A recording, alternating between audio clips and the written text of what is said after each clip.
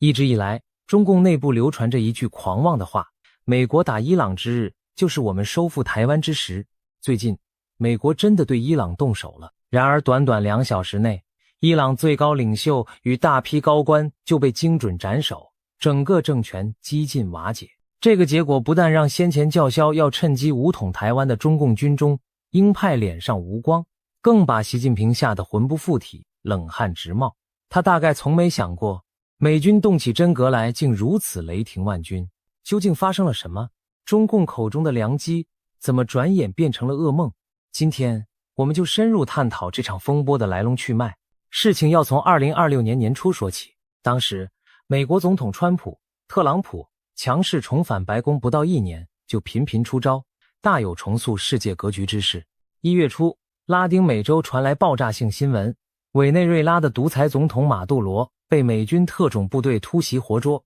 委内瑞拉当局随即转向，宣布将与美国合作。要知道，马杜罗政权一向被中共和俄罗斯视作反美盟友，中共在委内瑞拉投入了大量石油贷款，马杜罗突然倒台，不啻于砍断了中共伸向南美的一条触手，让北京高层大为震惊。然而更大的震撼还在后头。2月下旬，中东局势急转直下。2月28日清晨，美国与以色列联手对伊朗展开大规模空袭，直接将目标锁定在伊朗的权力中枢。当天上午，德黑兰上空突然响起尖锐的防空警报，但为时已晚，以色列空军多架战机早已发射远程精确导弹，美军也同步发起强力电子干扰和网络攻击。伊朗首都中心区的最高领袖官邸在9时40分左右被导弹命中，现场腾起滚滚黑烟，整个建筑群几栋主要建筑毁于一旦。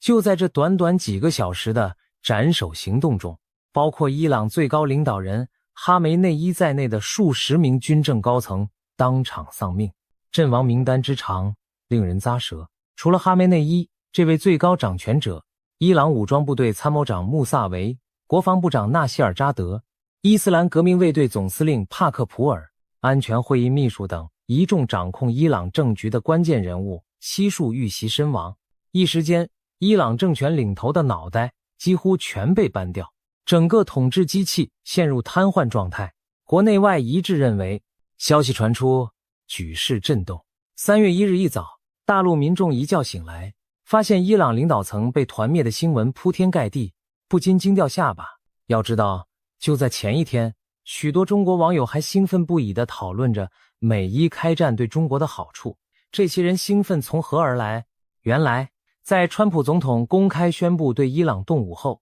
中国舆论场上出现了不少叫嚣声，认为美军既然已经深陷波斯湾，那么这正是解放军收复台湾的绝佳时机。这种论调并非空穴来风，早些年中共国防大学教授李立就曾大言不惭地宣称，美国打伊朗的那天就是我们武统台湾之时。如今时机看似到来，不少极端民族主义者激动地重提这句话，仿佛解放军挥师台湾指日可待。然而理想很丰满，现实却给了他们重重一巴掌。短短2小时内，伊朗政权高层灰飞烟灭，美军和以色列的行动之迅猛，打击之精准，远远超出了中南海的预期。一些原本叫喊着趁乱拿下台湾的网民顿时噤声，转而瞠目结舌地关注起战局发展。还有许多清醒的中国人则拍手称快，他们佩服美以联军周密的计划、卓越的情报能力和强大的军事实力，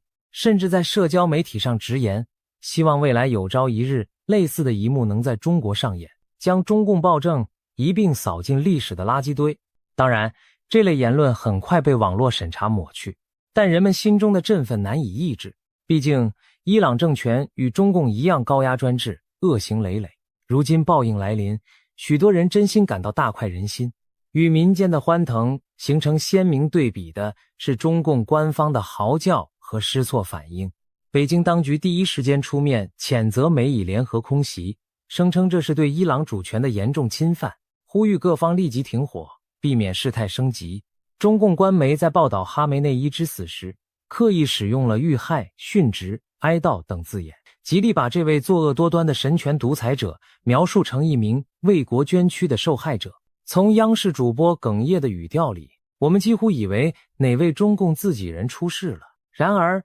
越是如此矫情哀悼，越暴露出中共对此事的切肤之痛。俗话说，兔死狐悲。哈梅内伊倒台的消息传来，中南海那些达官显贵们又何尝不是五味杂陈、心惊肉跳呢？不妨设身处地想一想，伊朗高层在高度戒备之下，仍然被一网打尽，这让北京高层不得不面对3个可怕的问题。第一个问题是，中共引以为傲的军事力量，在美军面前究竟能撑得住几回合？过去几十年，中共宣传机器不断渲染美帝衰落论，吹嘘自己各种东风快递、航母杀手，仿佛解放军已经能与美军平起平坐。然而这次伊朗战场上的残酷现实狠狠戳破了吹嘘的气球美，以联军的攻势几乎如入无人之境，伊朗方面部署的先进防空系统根本派不上用场。伊朗军方长期依赖俄制和中制防空导弹来构筑首都防线，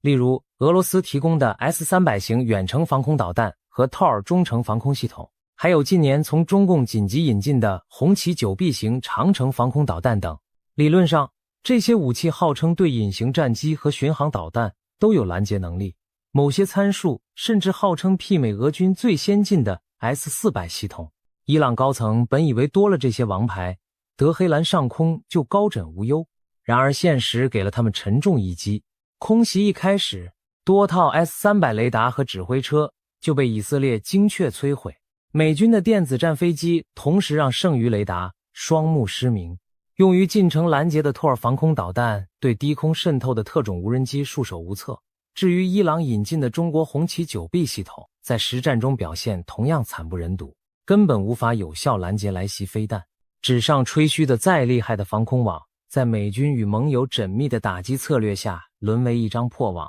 据悉，在空袭发起前不到半小时，伊朗全境防空预警通信就被美军电子干扰压制，多个防空导弹阵地还没反应过来就遭毁灭性打击。哈梅内伊等人临死前恐怕才终于意识到，过去几十年自己引以为傲的抗美武备其实不堪一击，与美国叫板的后果是何等严重。而北京的将军们眼见此景，难道能不出一身冷汗吗？要知道，中共军队装备体系中相当一部分也是来自俄罗斯和自产的类似技术，一旦与美军正面冲突，解放军的那些家底儿是否也会像伊朗一样被打个稀巴烂，这恐怕已经不用多言。更雪上加霜的是，中共军队近年来内部乱象丛生，高级将领接连出事，使得整体战斗力更是备受质疑。就在不久前，习近平突击清洗了多名军中高层，火箭军司令、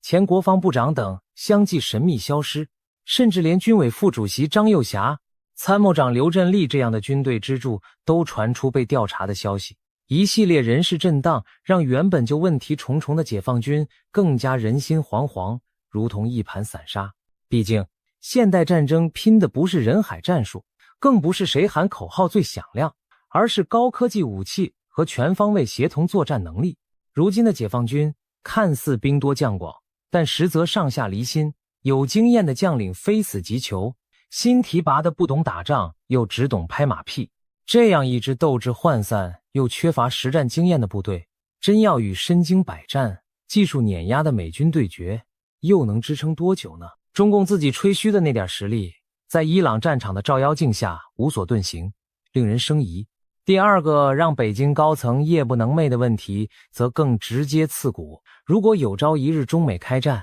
以美军的实力，会不会出现另一场中共高层2小时被团灭？哈梅内伊等伊朗权贵们原本戒备森严、自信满满，却在白天上班时刻被炸得灰飞烟灭，连逃生机会都没有。这一幕让远在北京的红色权贵们怎能不毛骨悚然？他们很清楚，中共多年来对内残酷镇压，对外输出腐败革命，早已是民愤极大，国际嫌恶。如果哪天真把美国逼急了，美军导弹和特种部队完全可能直接奔着中南海和西山地下掩体来。一旦战争爆发，美军还会顾忌什么不斩首敌国领导人的惯例吗？伊朗这次就是一个前例。过去美国对哈梅内伊还算克制，但如今战略需要时也果断将其击毙。更别提早在2020年，美军就在巴格达机场用无人机一击毙命干掉了伊朗少将苏莱曼尼，那可是伊朗仅次于哈梅内伊的2号实权人物。如今连最高领袖都难逃一死，中共高官们不能不开始对号入座。如果哪天轮到自己，会不会也是如此结局？毕竟无论是习近平还是手下那些常委将军，这些年一人之下万人之上，作恶多端，心知肚明。他们中许多人早就是民怨清单上的头号目标，一旦战争导火索点燃，美军的巡航导弹和渗透情报网会放过他们吗？试想，在某个不知不觉的清晨，东风无力百花残，几枚隐形飞弹从天而降，中南海大院顷刻化为火海，这绝非耸人听闻的幻想，而是真真切切可能发生的场景。可以想见，此时此刻，习近平和他的战友们内心早已七上八下，白天装出一副强硬谴责美国的姿态，夜深人静时只怕早已睡不着觉了。对于这些身家性命都绑在党国战车上的既得利益者来说，一旦战争降临，他们自身难保的概率大增。他们不禁要问，我们真的还要继续跟着习近平一条道走到黑，去跟美国硬拼到底吗？万一拼到最后发现下场如同哈梅内伊，那岂不是做了别人的陪葬？有人或许愿意为信仰而战，但中共高官们信的可不是什么主义真理，他们信的是权力和金钱。他们这些年贪腐享乐，早就把子女财产安置在国外，真要他们为了党魁去玉石俱焚，大概谁都没这个胆。如此一来，中共高层即便表面上仍高呼跟党走，内心却难免各怀鬼胎。一场伊朗空袭可能已经在北京权力圈里埋下了猜忌和分裂的种子。那些平日里对习近平唯唯诺诺的官员，此刻也许正暗自琢磨自己的后路，继续效忠到底，还是找机会抽身自保。第三个问题则关乎中共政权的未来出路。在这场国际风暴中，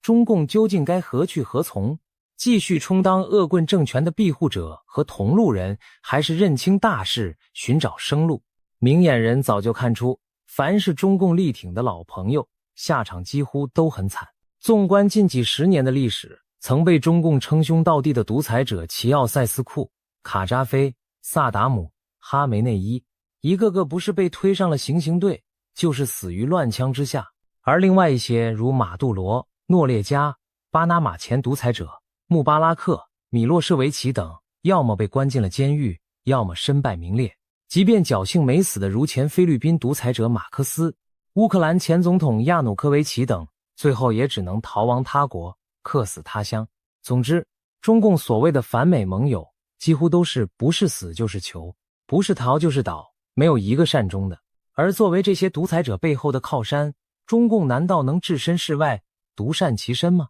伊朗政权轰然倒下，中共在中东苦心经营多年的棋子毁于一旦。再看看周边，朝鲜金氏政权内忧外患，俄罗斯陷入泥潭，元气大伤，中共可谓众叛亲离，风雨飘摇。可以说，此刻的北京当局正处在一条破败航船之上，大船正在加速下沉。更糟的是，世界大势对中共极为不利。随着川普总统强势回归并组建全球反共联盟，国际社会越来越多国家认清了中共对世界和平的威胁。美国带头全方位围剿中共，在经济、外交、军事、科技等领域连出重拳。欧洲、日本、印度乃至许多曾经与中共交好的发展中国家也纷纷改弦易辙，加入到抗衡中共扩张的行列中。中共数十年来渗透他国、输出腐败、扩张军力的种种行径被陆续曝光，各国民众对北京政权的反感达到了前所未有的高度。可以预见，如果中共不改弦更张，继续充当全球乱源，那么等待他的只会是更加严厉的制裁和更深的孤立，直至有一天布伊朗、委内瑞拉后尘。对于坐在破船上的中共高官们来说，此时倒不如审时度势，见风使舵。与其陪着习近平一条路走到死，不如顺应天意民心，及时抛弃独裁的包袱，或许还能给自己留一条后路。正如有评论指出的，对这些人来说，要想保住身家性命，唯一出路就是合力抛弃党魁和中共，才能迎来光明未来。虽然中共宣传把这种说法当成敌对势力离间计，但经过伊朗这一役，恐怕连中共自己人心里都在打鼓，他们究竟该继续堵在这艘破船上，还是学那些觉醒的前独裁者部下，临阵倒戈以求自保？答案不言自明。说到这里，我们再回头看看中共之前叫嚣的打伊朗就是收复台湾时这句大话，如今听来格外讽刺。当美军开始对伊朗发起行动时，某些好战分子满心以为美国陷入中东泥潭，自顾不暇，解放军就能趁虚而入，一举攻台。他们甚至振振有词地鼓吹美国打伊朗，我们出兵收复台湾，既支持了伊朗人民推翻独裁，又完成祖国统一大业，可谓一举两得。还搬出毛泽东在1958年趁美国忙于中东时炮击金门的往事来类比。然而现实证明，这种如意算盘纯属一厢情愿。首先，美国的军事力量远比中共想象得要强大激动，即便美军此刻在中东大显神威，其在亚太的第7舰队和驻日、驻韩基地部队依然随时保持戒备，并没有因为伊朗战事就抽调离开。美国甚至还有能力同时调度2场战争的火力。据报道，在攻打伊朗的同时，美军另一艘航母战斗群也在西太平洋游弋，美空军战机持续在第一岛链巡航，就是为了防范中共趁火打劫。事实上，美军高层对北京的战略企图心知肚明，早在开战前就多次透过外交管道警告中共不要轻举妄动。因此，中共虽对外叫嚣严阵以待，实则不敢有半点妄动。那些在网上敲碗期待解放军收复宝岛的人，左等右等也没见动静。不少网友开始冷嘲热讽地问，李立教授不是说美国打伊朗我们就出手吗？怎么现在还不动？难道还在下大棋吗？这番挖苦把中共的尴尬处境描绘得惟妙惟肖，想打不敢，不打失言。更关键的是，台湾不是伊朗，更不是不设防的羊羔，台湾有坚实的自我防卫能力，美日等盟友也绝不会坐视中共武力犯台而袖手旁观。如果北京幻想美国因为对付伊朗就无暇他顾，那只能说大大低估了美国的军事潜力和政治决心。正相反，美国对伊朗采取迅猛行动，本身就是在向世界展示一种决心。同样的决断和武力，完全可以用在任何胆敢挑衅国际秩序的对手身上，包括台海方向。一旦中共误判形势对台动武，美军完全可以复制甚至升级伊朗模式的打击，先发制人的斩首行动，瘫痪通信的电子战，导弹精准清除沿海导弹阵地和雷达站，随后调动盟军联手反击。可以想见，解放军很可能尚未登陆台湾，本土后方反而先遭沉重打击，战争就将朝着中共最不愿看到的方向发展。对北京而言，攻台不仅不是捡便宜，而将是一场凶险万分的豪赌，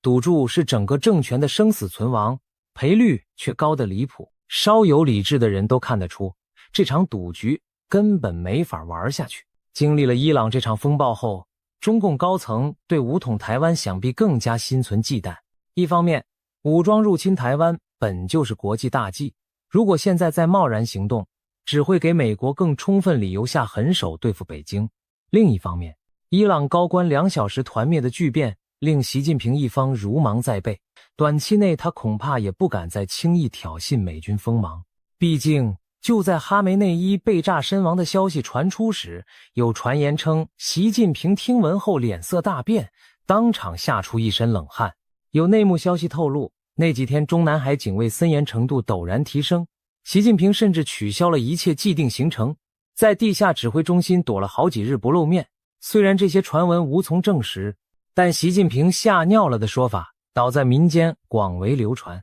足见大众对此场景的刻画多么入木三分。总而言之，从美国打伊朗就是收复台湾时的豪言，到眼下习近平闻风丧胆的窘态，短短数日内，局势便发生了戏剧性的逆转。对中共来说，这次中东巨变无疑是一记警钟，他昔日所倚仗的那些盟友和武备，在真正的现代化军事力量面前不堪一击。他凭恃强权扩张的图谋，在国际合力的围堵下前景暗淡，再继续狂妄下去，只会重蹈那些老朋友的覆辙，加速走向覆亡。也许正如西方一句谚语所说，上帝欲使其灭亡，必先使其疯狂。当前的中共领导层若仍对武力犯台抱有不切实际的迷梦，那无异于在末日狂奔。而越来越多的迹象表明，中共内部已经有人开始清醒过来，不愿陪着疯子一起沉船。未来究竟如何发展，还有待时间给出答案。但可以肯定的是，经此一役，台海之间短暂维持了微妙的平衡，中共的战略冒险冲动被狠狠压制，而台湾和国际社会争取到了更宝贵的准备时间。在这场高风险的博弈中，中共的叫嚣声已经变成心虚的沉默。习近平接下来会如何抉择？是被恐惧所支配而收敛，还是孤注一掷的铤而走险？全世界都在拭目以待。而历史的车轮滚滚向前，可以预见，任何逆潮流而动的独裁者，最终都难逃灰飞烟灭的下场。英国灵媒帕克最近预言中共政权即将解体，而台湾将继续维持独立地位。更令人瞠目的是，帕克提出了7大预言，不仅涉及中国的未来走向，还点名了中共领导人习近平。本期节目，我们将深入探讨帕克的这7项惊人预言，带大家看看其中的细节和背景。帕克是谁呢？他可不是泛泛之辈。这位英国预言家过去曾准确预测英国脱欧公投结果和美国川普当选总统等大事，在国际预言界小有名气。他自称具有通灵能力，能从所谓指导灵那里获取未来资讯。尽管他的某些预测也曾备受争议，但随着近年一系列事件的发展，他的言论再度引起关注。尤其是关于中国的最新预言，更让不少人眼前一亮，甚至有人称这是好消息，因为它预示着集权统治黑暗将结束的曙光。帕克最新发表的7大预言中，首当其冲的就是中共即将解体。他形容中共政权的崩溃将会是冰川式瓦解。什么是冰川式瓦解呢？大家可以想象，高耸巨大的冰川在阳光下裂开的景象，一开始也许缓慢无声，内部却布满裂缝，最终会轰然倒塌。帕克暗示，中共的倒台不会像闪电般瞬间发生，而是经历一段逐渐加速、不可逆转的崩解过程。他预测这一过程已经开始，并且会在未来1-2年内进入临界点。最近这几年，中国内部种种迹象似乎也印证了他的看法：经济下行、房地产暴雷、地方债务危机、年轻人大规模失业、人口负增长等等，就像一道道裂缝正在龟裂扩大。帕克认为，2025年底到2026年初，中国经济和社会压力可能迎来临界爆发，届时地方政府财务破产、大规模银行挤兑、民生困苦引发的抗议浪潮都可能此起彼伏。他强调，这将引发中共统治根基的松动。冰川式意味着看似稳固的集权大厦其实已千疮百孔，只待最后时刻土崩瓦解。回顾历史，苏联的垮台也经历过经济困局和改革僵局的多年累积。中共如今遇到的内忧外患何其相似，一旦崩溃启动，就没有回头路。中共政权行将就木，只是时间问题。那么什么时候会彻底瓦解呢？帕克没有给一个精确的日期，但透露了一个关键时间范围。他感应到这几年正是关键窗口期。有趣的是，帕克曾在5月份的一次谈话中提到，2026年是人类神性觉醒的最后窗口期。这样的说法，仿佛暗示着2026年对中国和全世界都是命运转折之年。种种线索让人不禁联想，或许在未来2-3年内，中共政权将进入终局倒计时。帕克甚至用了倒计时这个词，强调变局不可避免。我们眼下所见的一切经济风暴、天灾疫病，可能都是风暴来临前的前奏。帕克的第2项重大预言直接点明了中共领导人习近平。他在预言中毫不避讳地指出，习近平自身恐怕难逃厄运。帕克声称，他从灵视中感受到习近平的健康正亮起红灯，一种严重的疾病缠上了这位中国最高领导人。有传言说习患有重病，帕克的说法与此不谋而合。他暗示习近平可能罹患某种颇为不妙的慢性绝症，甚至具体提及前列腺方面的问题。这讯息一出，令人震惊。如果习近平真有这样的隐疾，对中共政权无疑是一颗震撼弹。因为习近平过去10年来集权空前，整个中共体制早已绑在他一人身上。一旦这根支柱倒下，中共大厦的倒塌将更快更猛。帕克预言习近平撑不到2年，换句话说，2026年前后，习近平可能就会因病或者其他内外部压力而下台，失去对中国的掌控。如果真是如此，那将极大加速中共的灭亡进程。想想看，一个政权的掌舵人突然退出历史舞台，权力真空将引发何等动荡。帕克进一步预见，中共内部的权斗会因此白热化，各派势力争相角逐，在这过程中共产党自身会被撕裂瓦解，甚至不排除出现政变或军中变故的可能。最近一段时间，北京政坛频频传出异动传闻，就连火箭军高层也经历大清洗，这些都被一些分析人士视为习近平权威削弱的迹象。帕克的预言无疑为这些猜测提供了更惊心动魄的注脚。习近平作为中共最后一任掌权者的命运，可能已经走到转折点。除了国内的经济社会危机和最高层的健康疑云，帕克还预见了中国社会将陷入一场全面的动荡。他的第3项预言指出，香港很快将再次爆发大规模抗争。香港在2019年经历反送中运动后被当局强力镇压，看似噤若寒蝉。然而帕克看到，香港这颗东方明珠的火种并未熄灭，反而在暗处蓄势待发。最近，香港发生了一场举世震惊的世纪大火，新界大埔鸿福苑住宅区发生特大火灾，几栋高楼熊熊燃烧，酿成100余人罹难的悲剧。这场5级大火造成香港数十年来最惨重的伤亡，引发了市民对政府监管失职的强烈愤怒。巧的是，帕克早在2年前就曾看见香港有高楼起火的画面，并指出这背后涉及政治因素。如今预言竟然应验，更增添了他预测的可信度。帕克认为，香港的这场劫难和民怨可能成为引爆未来抗争的导火索。他预警说，今年年底前，香港局势就会有大变化，甚至用了个隐喻：我看到圣诞灯饰在坠落，听上去诡谲难解。但帕克解释，这象征节庆欢乐不在，取而代之的是混乱与怒火。或许是香港街头圣诞灯饰被抗议者拉倒，又或许暗指节日期间社会发生骚乱。总之，香港的怒吼将再度响起。更大胆的是，帕克断言香港将成为最早脱离中共统治的地区。他仿佛看见未来某个时刻，香港人重新站上街头争取自由，并最终摆脱北京的枷锁。当然，中共不会坐以待毙，帕克预见当局会祭出极其残暴的手段镇压香港的起义，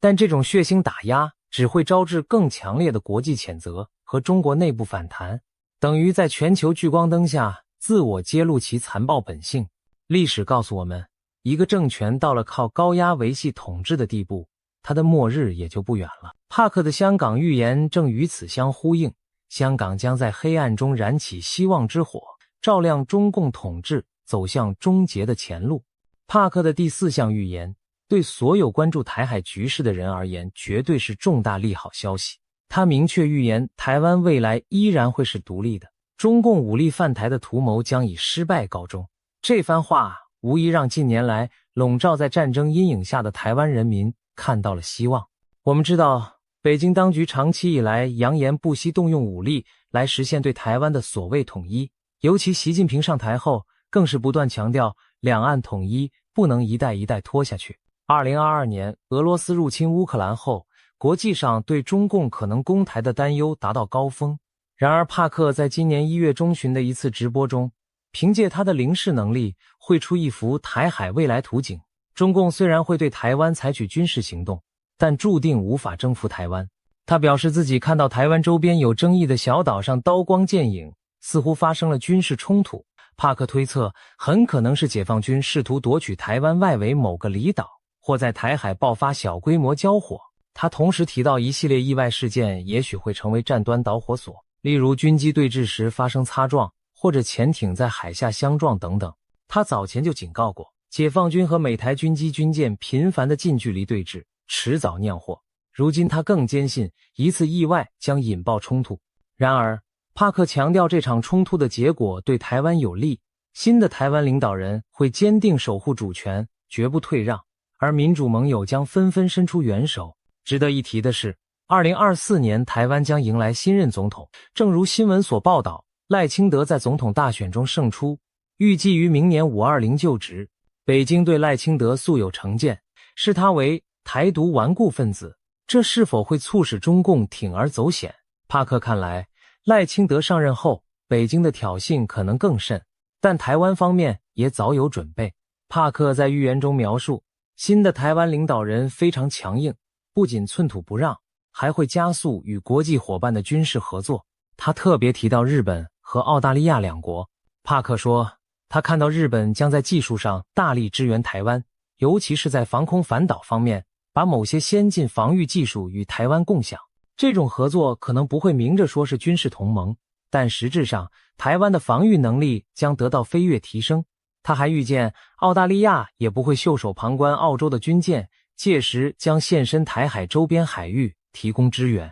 这番预言相当具体生动，仿佛未来的某一天，美日澳台联手的画面已经浮现在他眼前。回头想想，澳洲近年来对台海安全的关切确实与日俱增。澳洲战略界有人早就敲响警钟，认为战争可能比想象中更近，呼吁提升3年内开战的应对能力。澳洲也与美英组建了 AUKUS 联盟，准备打造核潜舰。同时，日本也通过了新安保战略，明确表示台湾有事即日本有事。民主国家空前团结的趋势，正好印证了帕克的预言。可以说，他的预测并非天马行空，而是捏合了现实中正在形成的脉络。结果是，中共若妄动武力，将面临区域联盟的合围反击。帕克斩钉截铁地表示，他看不到台湾被征服的未来，相反，种种迹象显示，台湾最终将越发强大自立，在国际上获得实质更高的地位。而一场冒险且失败的对台战争，将重创中共政权的威信和军力，甚至可能成为压垮北京当局的最后一根稻草。正如40多年前阿根廷军政府因马岛战败而倒台，苏联也因阿富汗战争泥潭加速解体。历史一再昭示，穷兵黩武的独裁者往往死于战争狂梦。帕克让我们看到，中共也难逃这个宿命。接下来，我们关注帕克预言的第5个要点：中共垮台后的中国将陷入军阀割据的局面。对中国历史稍有了解的人，一定对军阀混战这段时期不陌生。上个世纪1912年清朝灭亡后，中国出现了群雄割据、诸侯混战的乱局，直到国民政府北伐统一才告一段落。而帕克的预言显示，100年之后，中国大地可能再次重演类似的一幕。他预见在中共中央权力真空出现后，全国将4分5裂，各地区由不同实力派控制，各自为政。用中国话说，就是天下大乱。这似乎与我们传统印象中当代中国高度中央集权的样子相去甚远。但让我们设想一下，如果哪天中共中央无法有效行使权威，地方会是什么情形？其实近年来，地方势力和中央离心的苗头不断增长。经济好的省份怨中央财政汲取太多，经济差的省份则自顾不暇。甚至有消息传出，在中南海权力斗争白热化之际，各军区的将领并非铁板一块，有些人对最高领导并不完全买账。如果习近平突然退出政治舞台，不排除某些握有兵权的高官拥兵自重，割地称雄。帕克提到，中国会出现军阀割据的局面，无疑是这种可能性的写照。一些沿海富庶地区也许会趁机追求更大自治，甚至有人猜测广东、上海这些地方本就对中央某些政策阳奉阴违。边疆民族地区如新疆、西藏则可能爆发强烈的独立倾向。帕克特别提及香港是率先独立出来的地区，那么不难联想，其后或许会有更多第二个香港出现，例如西藏人在国际支持下宣布自治，或新疆发生大规模抗争，要求摆脱北京控制等等。还可能有部分解放军将领各据一方，形成新的军阀。例如东南沿海的战区司令如果拒绝服从残余中央的命令，自主把守一方，那就是新军阀的雏形。这些情景听起来惊心动魄，却不是不可能发生。中共政权一旦土崩瓦解， 14亿人口的大国难免经历一段混乱震荡期。帕克的预言正是要让世人提前看到这个场景。没有中共的中国，短期内可能四分五裂，但我们也要看到，这未必是坏事的结局。混乱之后，中国或将迎来重组与新生，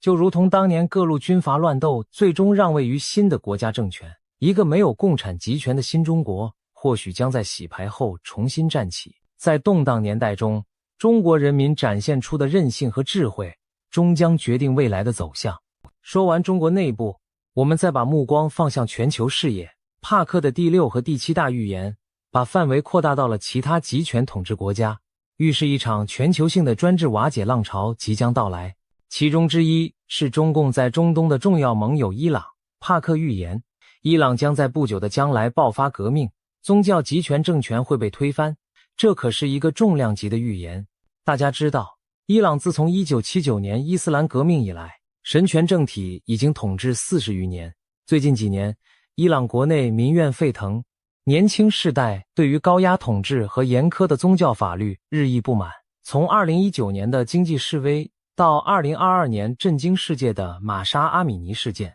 年轻女孩因为妥善佩戴头巾被捕致死，引发全国女性剪发抗议。可以说，革命的火种在伊朗从未熄灭，然而强硬的伊斯兰政权一直用铁腕镇压反对声音。帕克此番斩钉截铁地预言伊朗将出现革命，无疑令关注中东局势的人精神一振。他看到一幅人民起义推翻独裁的画面，也许是伊朗人民多年的抗争终于迎来关键转折，也可能是受到国际局势变化的影响。值得注意的是，帕克曾多次提到俄罗斯、中国、伊朗之间的结盟关系。他认为这几个政权互相勾连，互为撑腰。如果中国和俄罗斯出现问题，伊朗当局的底气也会不足。中共一旦自身难保，很可能再也无暇在经济和外交上力挺伊朗。加上国际社会持续的制裁压力，伊朗统治集团内部的分歧可能加剧。一旦有导火索点燃，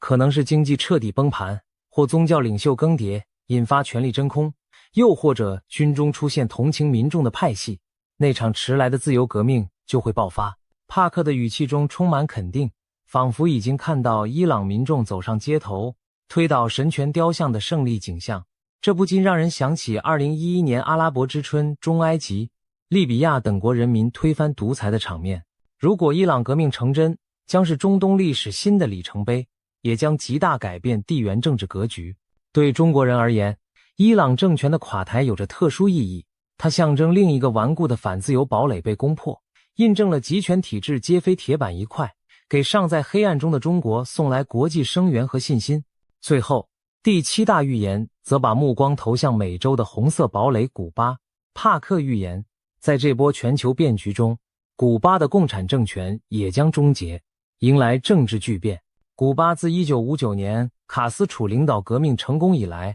已经在共产党统治下度过了60余年。虽然老卡斯楚已作古，他的弟弟劳尔卡斯楚也退休，但古巴依然是一党专政、经济困顿的局面。古巴和中国的关系一直十分密切，中共是其主要经济援助和政治撑腰。帕克认为，当中共自身难保时，古巴失去后盾，内部要求变革的呼声将再也无法压制。其实最近这些年，古巴民众的不满已有显露。就在2021年，古巴各地爆发了数十年罕见的大规模反政府抗议，民众走上街头高喊自由，要求食品、疫苗和基本生活保障，这被视为古巴共产政权统治松动的信号。当时政府也是借助警察镇压和断网措施，才勉强控制住局势。帕克现在的预言等于宣告，古巴这最后的拉美红色据点也撑不住了。他看到古巴出现变天的画面，或许是人民再度群起反抗，或许是统治集团内部出现改革派领袖。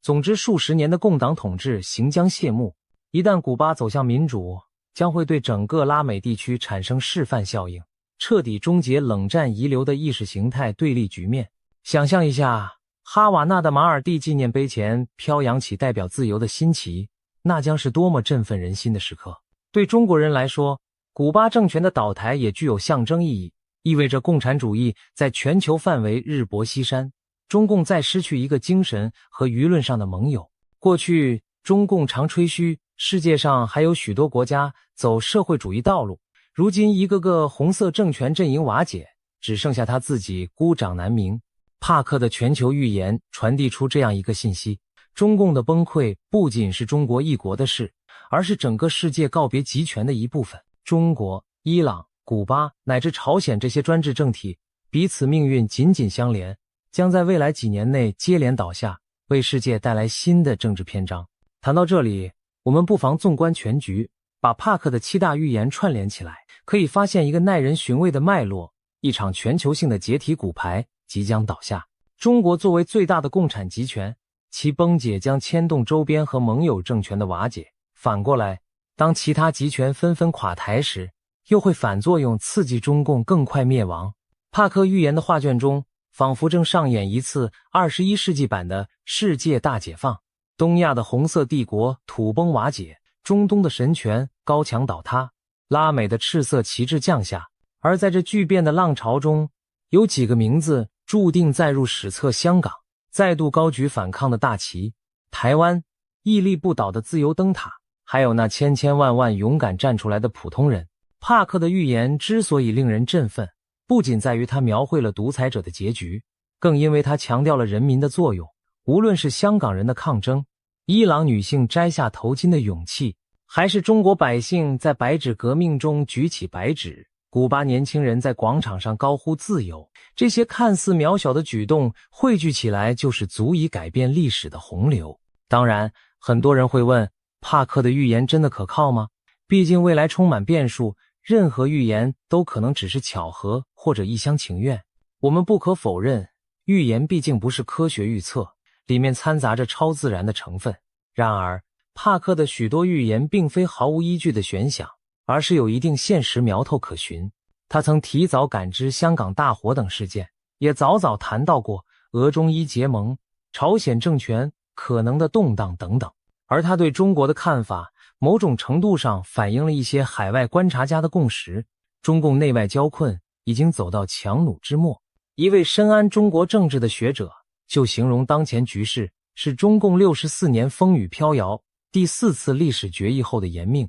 已难持久。再加上疫情3年重创经济，清零失策激起民怨，国际围堵加深孤立，中共实在处在一个极其危险的关头。帕克只是用他预言家的语言，把这种危局描绘成具体的场景：习近平可能因病垮台，地方出现军阀势力，人民起义此起彼伏。这些场景不是毫无逻辑，而是发生过在中国历史甚至世界各国的剧本。秦始皇焚书坑儒后不久，农民起义灭秦；苏联勃列日涅夫时期僵化之后迎来解体；罗马尼亚齐奥塞斯库在民众抗议声中倒台。无数例子告诉我们，集权没有长久的未来。因此，帕克的预言虽透着神秘色彩，但其核心信息却和历史规律不谋而合：专制暴政必定灭亡，自由光明终将胜利。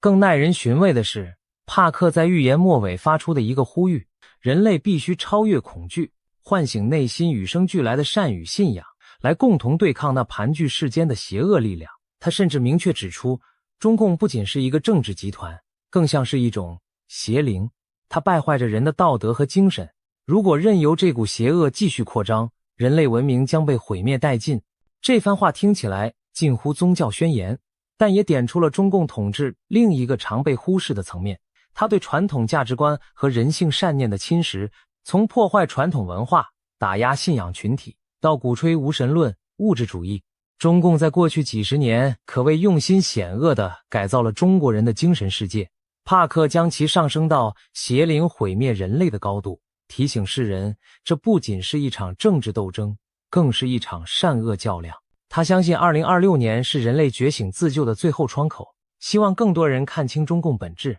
不要被恐惧蒙蔽，勇敢站在历史正义的一边。结语时刻，我们不妨再回首帕克的整套预言：中共的末日倒计时，习近平的荣枯难料，香港的烈火重生，台湾的坚毅不屈，中国的动荡新生，伊朗的自由之春，古巴的红旗落地，每一条都扣人心弦。有人或许会心存怀疑，但也有人早已在心中暗暗期待这一天的到来。预言终究不是现实，但现实往往会创造出超越想象的剧本。正如30多年前，谁能料到柏林围墙在一夜之间倒塌，苏联帝国不战而亡？当时那些勇敢走上街头的人民，何尝不是凭借着对未来的信念在行动？今天，帕克的预言给了我们一幅可能的蓝图，一个没有中共的未来正在逼近。也许在不远的将来，当我们回顾这段历史时，会发现他的许多洞见竟如此贴近现实。当然，我们也要做好心理准备，帕克描绘的道路并非平坦，甚至充满风险与混乱，但破晓前的天空往往最为黑暗。不要忘了，黑暗尽头就是黎明。历经苦难的中国人民一定能迎来属于自己的峥嵘年代，让我们怀抱希望，拭目以待。帕克的预言会全部应验吗？中共会否真的在历史洪流中解体消失，取而代之的是自由新生的华夏？时间将给出答案。我们可以确信的是，每一个追求自由、正义与善良的人都是塑造这答案的一部分。就像帕克所呼吁的那样，勇敢地超越恐惧，坚守内心的善念。当足够多的人这样做的时候，任何预言中的美好未来都不再只是预言，而将成为我们共同创造的现实。让我们期待并迎接那一天的到来，光明就在前方，我们不会再等待太久。翻页的时刻近了，历史新章即将展开。今天的节目就到这里，感谢各位的收看，我们下次再见。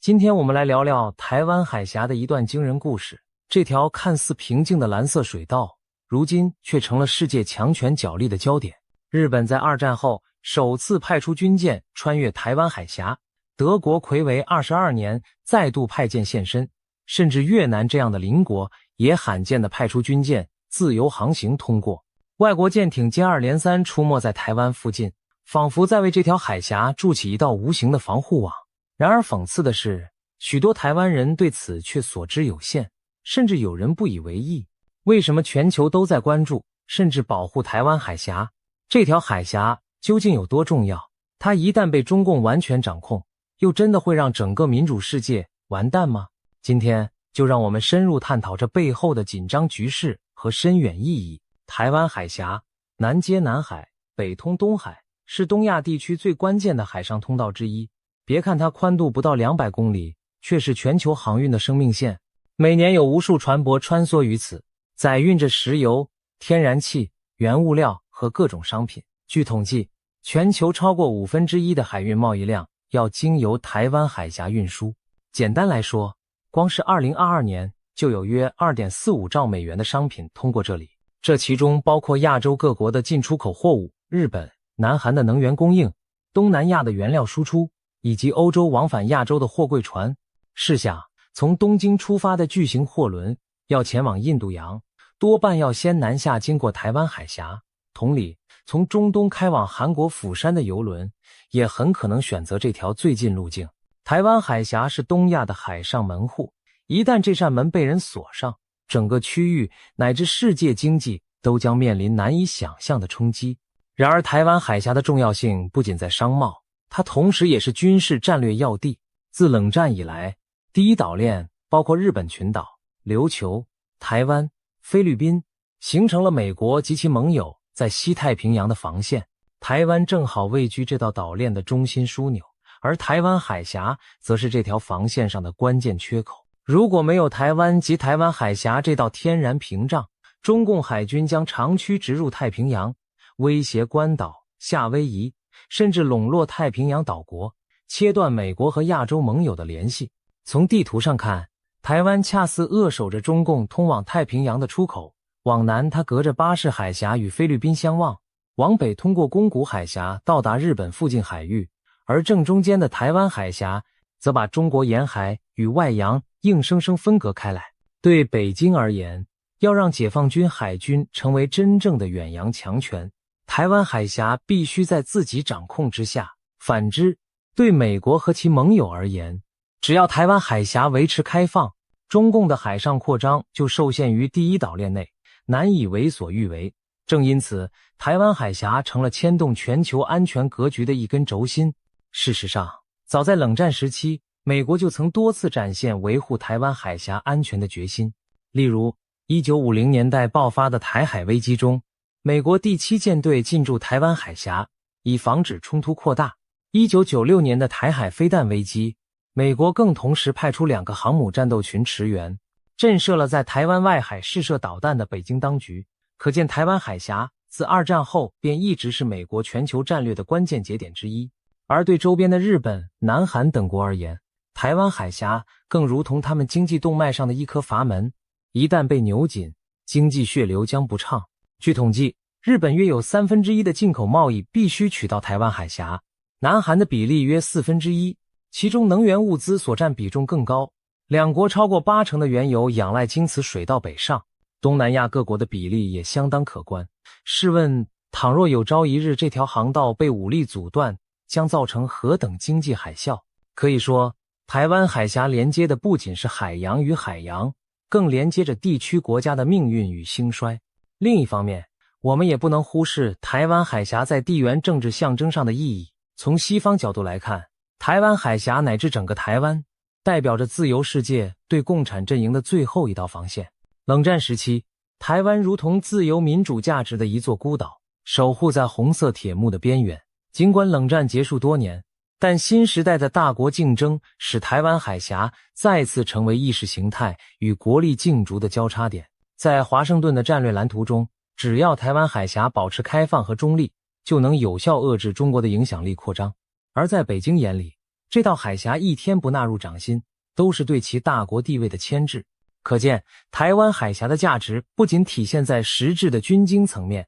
也体现在深层的国际政治象征。它是自由秩序能否持续主导亚太的试金石。理解各国为何紧盯台湾海峡，首先要了解中国的意图。长期以来，中华人民共和国声称拥有台湾主权，并不惜以武力统一台湾。对北京而言，台湾不只是土地，更是战略跳板。一旦拿下台湾，整个台湾海峡自然变为中国的内海，届时任何外国船只通过都需看北京脸色。过去几十年，两岸虽然分治，但在国际默契下，台湾海峡一直被视为国际水域，各国船只享有无害通过的自由。然而，这种默契正受到中共的挑战。2022年，中国外交部高调宣称，台湾海峡不是国际水域，强调中国对海峡拥有主权和管辖权。这番言论震惊国际社会。事实上，依据联合国海洋法公约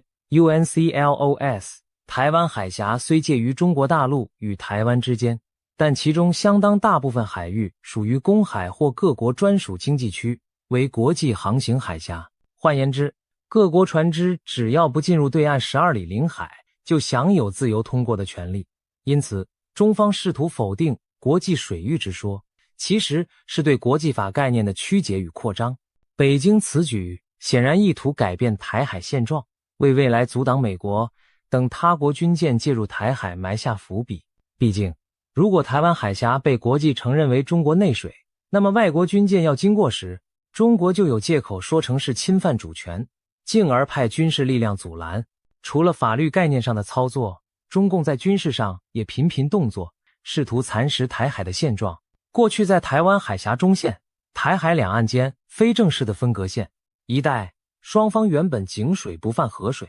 但最近几年，解放军战机、军舰越过中线已成常态，几乎等于默认不承认中线的存在。特别是2022年佩洛西访台后，中共更大规模在台海展开军演，直接在台湾周边划设演习区，甚至一度模拟对台湾实施海上封锁。2023年，中共派出航母绕行台湾，出动战斗机、无人机环绕演练，种种迹象表明，北京正加紧为武力犯台做准备。台湾海峡上空不时可见中共军机穿梭，海面上也有中共军舰巡弋，气氛比以往任何时候都更紧张。这样的局势对邻近国家和整个自由世界来说，无疑是一大警讯。如果今天北京可以片面声称台湾海峡是自家后院，明天是否会在其他海域如法炮制？南海已是前车之鉴，中共透过在南沙群岛填海造岛，部署导弹，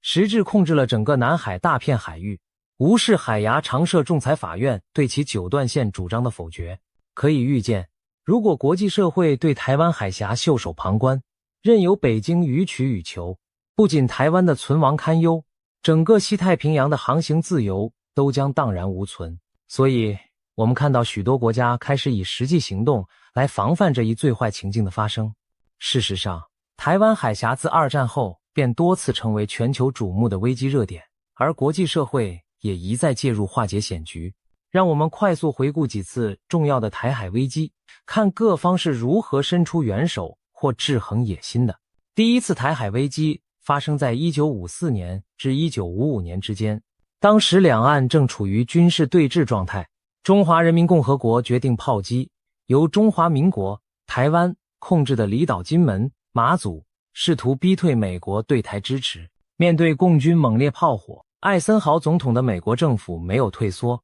反而和台湾签订共同防御条约，并在国会通过福尔摩沙决议案，授权总统动用武力保卫台湾及澎湖。美国第7舰队加强在台湾周边巡航，甚至有消息称美方考虑过对中国沿海采取核威慑手段。最后，这场危机以北京宣称从大陈岛撤军、暂停炮击告一段落。美国强力介入使台湾免于沦陷，也树立了美国捍卫亚太盟友的信用。第二次台海危机紧随其后，在1958年再度爆发，这回北京再度炮轰金门，企图消耗台湾守军。同样地，美国立即援助台湾军队，派出海军护航台湾运补船只，派遣先进战机驻扎台湾，并公开表示一旦中共登陆台湾本岛，美军将直接参战。这种明显的安保承诺让北京有所忌惮，尽管金门战况一度紧张，最终在国际压力下，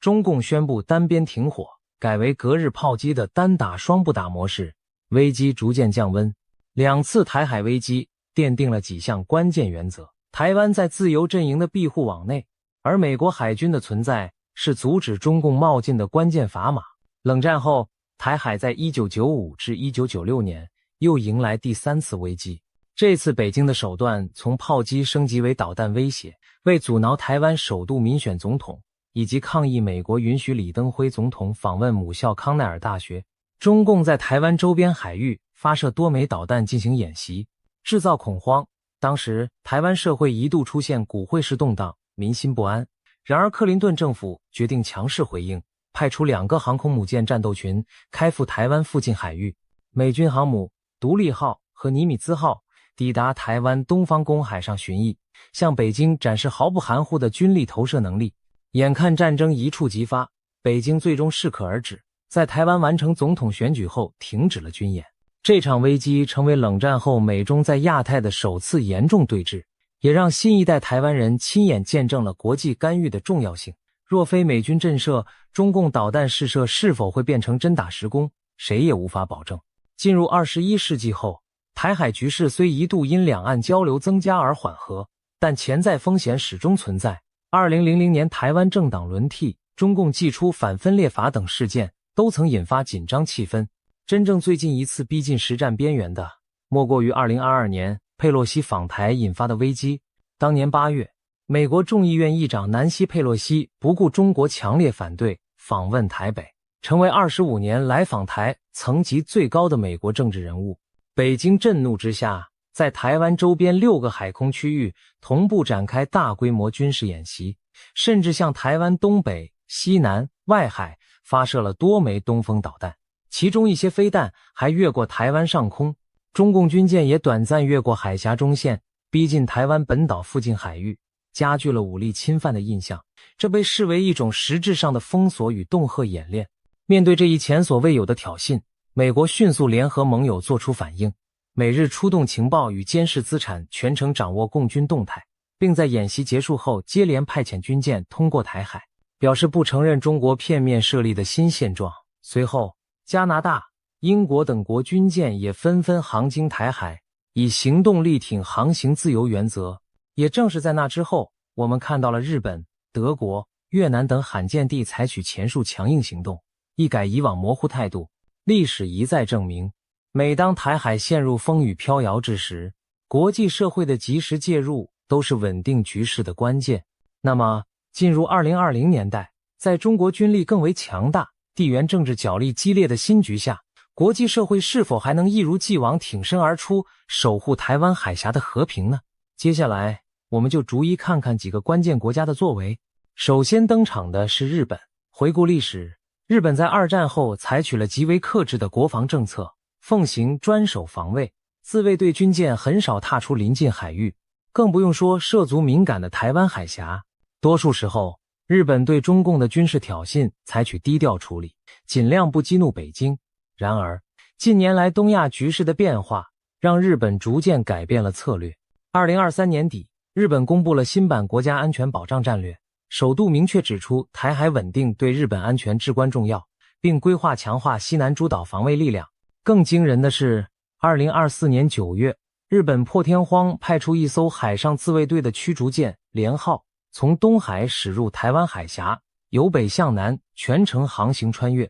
这是日本自二战以来首次以自家军舰通过台湾海峡。虽然日本官方未大肆张扬此事，但消息传出后，国际媒体高度关注。日本此举被视为一个重大信号，日本不再避谈台海问题，而是用军事行动表达立场。一方面，日本此举旨在向区域各国宣示维护区域安全与航行自由的决心，另一方面也是对中共频频挑衅的一种警告。过去，中共军机绕日，军舰在日本近海出没，已让东京忍无可忍。日本高层清楚意识到，台湾有事就是日本有事，不再只是口号，而是赤裸裸的现实。尤其日本西南方的与那国岛、石垣岛等地，离台湾只有100-200公里，一旦台海爆发战事，日本本土势必卷入战火。所以，日本近年一改往日低调，积极加强军备，不仅购买远程飞弹，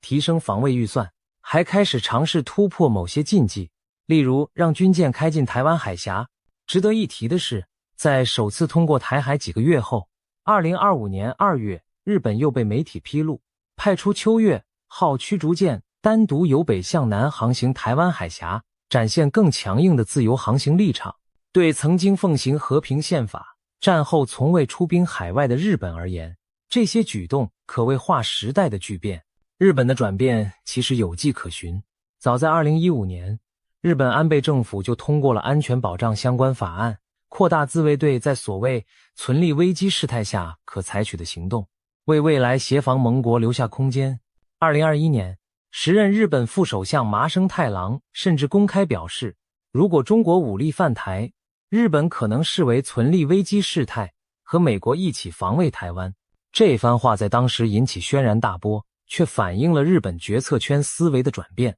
前首相安倍晋三在卸任后也频频发声，直言台湾有事等于日本有事，也是日美同盟有事，呼吁政府正视台海威胁。尽管安倍本人已不幸遇刺身亡，但他留下的战略理念正影响着后继者们。从军事准备上看，日本如今也释放出前所未见的积极讯号。政府宣示将在未来数年把国防预算从 GDP 的约 1% 提高到 2%， 这意味着日本军力将大幅提升。自卫队正部署更远程的反舰和对地导弹，包括从美国引进战斧巡弋飞弹，以便在台海有事时对解放军沿岸基地进行反制。另外，日本已在本国西南端的与那国岛、石垣岛部署飞弹部队和雷达站，加强前线感知与威慑能力。2023年，日本更破例派遣一名国防省现役官员常驻台北，负责与台湾方面联系、情报交换，这在以往是不可想象的突破。凡此种种，皆显示出日本早已将台海可能的冲突视为自身防卫计划的一部分。可以预见，未来若台海本当平静，却突然风云变色，日本自卫队将不会袖手旁观。当然，日本国内也有人担心介入台海战争会招致中国报复。然而，随着中共军力膨胀与周边恫吓升级，多数日本民众也开始明白，退让并不能带来安全，只有做好万全准备，联合盟友下阻侵略，才可能避免战火临身。因此，日本舆论对防卫政策转向强硬的支持度明显提高。历经70多年和平岁月的日本社会，正逐步走出战后阴影，准备在现实威胁面前承担更多责任，守护包括台湾海峡在内的区域和平。讨论台海安全，美国的存在绝对是关键中的关键。毕竟，自第二次世界大战结束以来，美国就是西太平洋秩序的主要维持者，也是台湾最强大的潜在后盾。早在1950年韩战爆发之际，美国总统杜鲁门就下令第7舰队进入台湾海峡，以中立化该区域，防止中国大陆和台湾之间发生冲突。这实际上确立了美军长期巡弋台海的传统。之后数十年，美国虽与中国在1979年建交，但同时制定台湾关系法，明文要求美国维持协助台湾自我防卫的能力。该法律成为美国对台政策的基石，也暗含着美国不容许台湾以非和平方式被并吞的决心。军事上，美国第7舰队常年巡弋在日本、关岛等地，随时关注台海动态。几乎每当台海紧张升温，美国的神盾级驱逐舰或提康德罗加级巡洋舰就会穿越台湾海峡，以实际行动证明该水域是国际水道。例如2022年解放军在台湾周边实弹演习之后，数周内美国就派舰通过台海，向盟友和对手同时传达讯息，美军不会被冻下出局。此外，美军还在西太平洋保持强大的空中力量，包括驻日驻韩的战机和定期派遣的 B-1BB-52 战略轰炸机巡航。美国的情报资源也密切盯防着中国军队在沿海的动向，透过卫星、侦察机第一时间掌握解放军的风吹草动，以防范突发状况。外交和战略层面，美国近年提出了自由开放的印太战略，强调维护包括台湾海峡在内的国际水域航行自由。为此，美国积极凝聚盟友，形成更紧密的合作网络，包括召集日印、澳共组四方安全对话 QUAD， 推动强化与菲律宾、越南等国的防务合作，如2023年美菲扩大、加强防务合作协议，开放更多菲律宾基地供美军部署，以及深化美英澳 AUKUS 军事技术同盟。这些举措的一个共同指向，就是围绕中国可能的扩张进行多边下阻，把台海危机爆发的可能性降到最低。美国总统拜登也在公开场合多次被问及若中国犯台是否出兵，他虽然每次都回答会，白宫幕僚事后又声称政策未变，但许多人认为这些言论透露出美国对防卫台湾已趋于战略清晰的态度。值得注意的是，美国国内对支援台湾的共识正前所未有的高涨，无论民主、共和两党，国会议员们频频推出友台法案，推动对台军售加速。2022年8月，时任联邦众议院议长佩洛西不顾北京警告访问台北，更展现了美国政坛挺台的氛围。尽管如此，美国政府依然小心翼翼避免激化局势，例如不支持台湾正式独立，也避免与台湾建立正式军事同盟，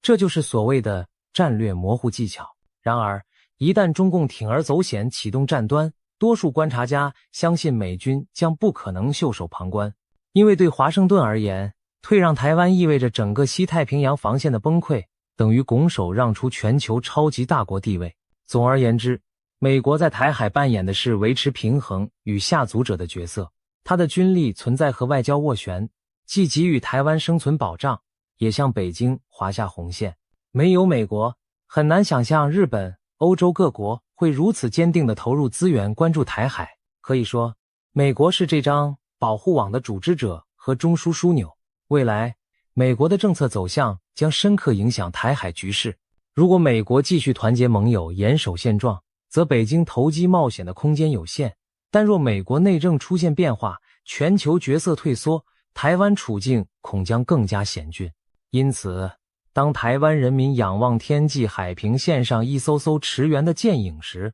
不难想象，其中必有星条旗随风猎猎，象征着美利坚对这片海峡不变的关切与承诺。日本不是唯一行动的远方国家，德国这个远在欧洲的经济强国，也在悄然调整对亚洲安全的参与。过去，德国对印太地区军事议题相对低调，一方面因为历史包袱，战后德国对海外军事行动格外谨慎，另一方面也出于经济考量，德国与中国贸易往来密切，不愿轻易得罪北京。然而，近年俄乌战争的爆发敲响了警钟，欧洲深切体会到独裁政权扩张的威胁，开始把目光投向更远的东亚。毕竟，中俄在全球舞台上常联手抗衡民主国家，台海若生战，欧洲绝非置身事外。2021年时，德国海军曾派出巴伐利亚号巡防舰前往印太巡航，试探性地显示德国对区域稳定的关注。但当时该舰并未通过台湾海峡，而是绕道他处，以免刺激中国。然而仅仅2年后，德国态度再进一步升级。2024年9月13日，德国海军派出的2艘军舰巴登福腾堡号巡防舰与法兰克福号补给舰自北向南航经台湾海峡，这是自2002年以来整整22年都没有出现过的画面。当年德国最后一次派舰来此，还是在风平浪静的千禧年前后。如今德舰重返台海，时空已大不相同。德国此举在欧洲国家中开创了先例，无疑是强力信号。即便与台湾相隔万里，欧洲主要国家也认知到台海安全与自身利益息息相关。德国国防部长甚至亲自向媒体证实此事，强调这次航行是为了展现对基于规则的国际秩序的支持，而台湾海峡的航行自由正是其中一环。以往欧洲国家多半对台海冲突采取观望态度，毕竟优先关注点在欧洲本土。然而，随着中国近年在经济与军事上对欧洲施加影响，例如经贸施压，在联合国立场对立，欧洲也逐渐警觉，若让中国在亚洲为所欲为，欧洲的安全与繁荣最终也会受波及。德国军舰横跨半个地球来到台湾海峡巡弋，正象征这种意识的觉醒。不仅是德国、英国与法国等欧洲老牌海军强国，也在近年增加了在台海的活动。早在2019年4月，法国海军巡防舰凡德米埃尔号就曾航经台湾海峡，中国为此暴怒，撤回对法国参加中国海军阅舰式的邀请。然而法国不改其志，在印太地区持续保持军事存在，包括在留尼旺岛等海外基地部署军舰，定期巡航南海与西太平洋。同样的，英国在脱欧后寻求全球英国角色，2021年派出以伊丽莎白女王号航母为首的打击群前往远东，英国护卫舰里奇蒙号即在那年穿越了台湾海峡。此后，英国军舰又陆续于2022年、2023年数次航经台海，并高调表示这些都是例行航行，符合国际法。对曾经的日不落帝国而言，在远东重拾影响力不仅是战略考量，也带有维护航行自由传统的历史使命感。值得注意的是，加拿大、澳洲、纽西兰等其他民主国家也都参与了台海的自由航行行动。加拿大海军常与美国一同派舰通过台湾海峡，例如2021年10月，美加各一舰联袂穿越，引发中国抗议。澳洲则作为印太区域的盟友，更是积极配合美国在南海、台海的各项巡航任务。2024年9月，在前述日本驱逐舰联号通过台海时，澳洲与纽西兰军舰也随行穿越。对纽西兰来说，这甚至是睽违7年的首次重返台湾海峡。这一系列动作串联起来，便是一幅国际联盟维护台海现状的图景。从北美到欧洲，从亚洲到大洋洲，多国以实际行动表明，台湾海峡的稳定与开放是全球利益所在。也难怪有评论形容，如今台海之上热闹非凡，几乎成了自由世界海军的团建路线。在西方盟国积极行动的同时，亚洲邻国中有没有出现类似的声音？越南的例子表明，答案是肯定的。在这些参与者中，有一个名字格外引人注目，越南。提起越南，许多人首先想到的是它与美国曾为敌，以及它本身也是社会主义政权。但就是这样一个过去与北京同文同种、政治制度相似的邻国，近年却日益警惕中国的扩张，并开始巧妙地向国际社会靠拢。越南与中国有着漫长而复杂的历史，1979年，两国还爆发过边境战争。近年在南海的主权争端也时有摩擦。可以说，越南对中国的戒心在东南亚国家中是数一数二的。尽管如此，过去越南在台湾问题上相当低调，毕竟他也不愿公开触怒强邻。然而，当北京在南海和台海一路强势，越南也逐渐感到自身处境不安。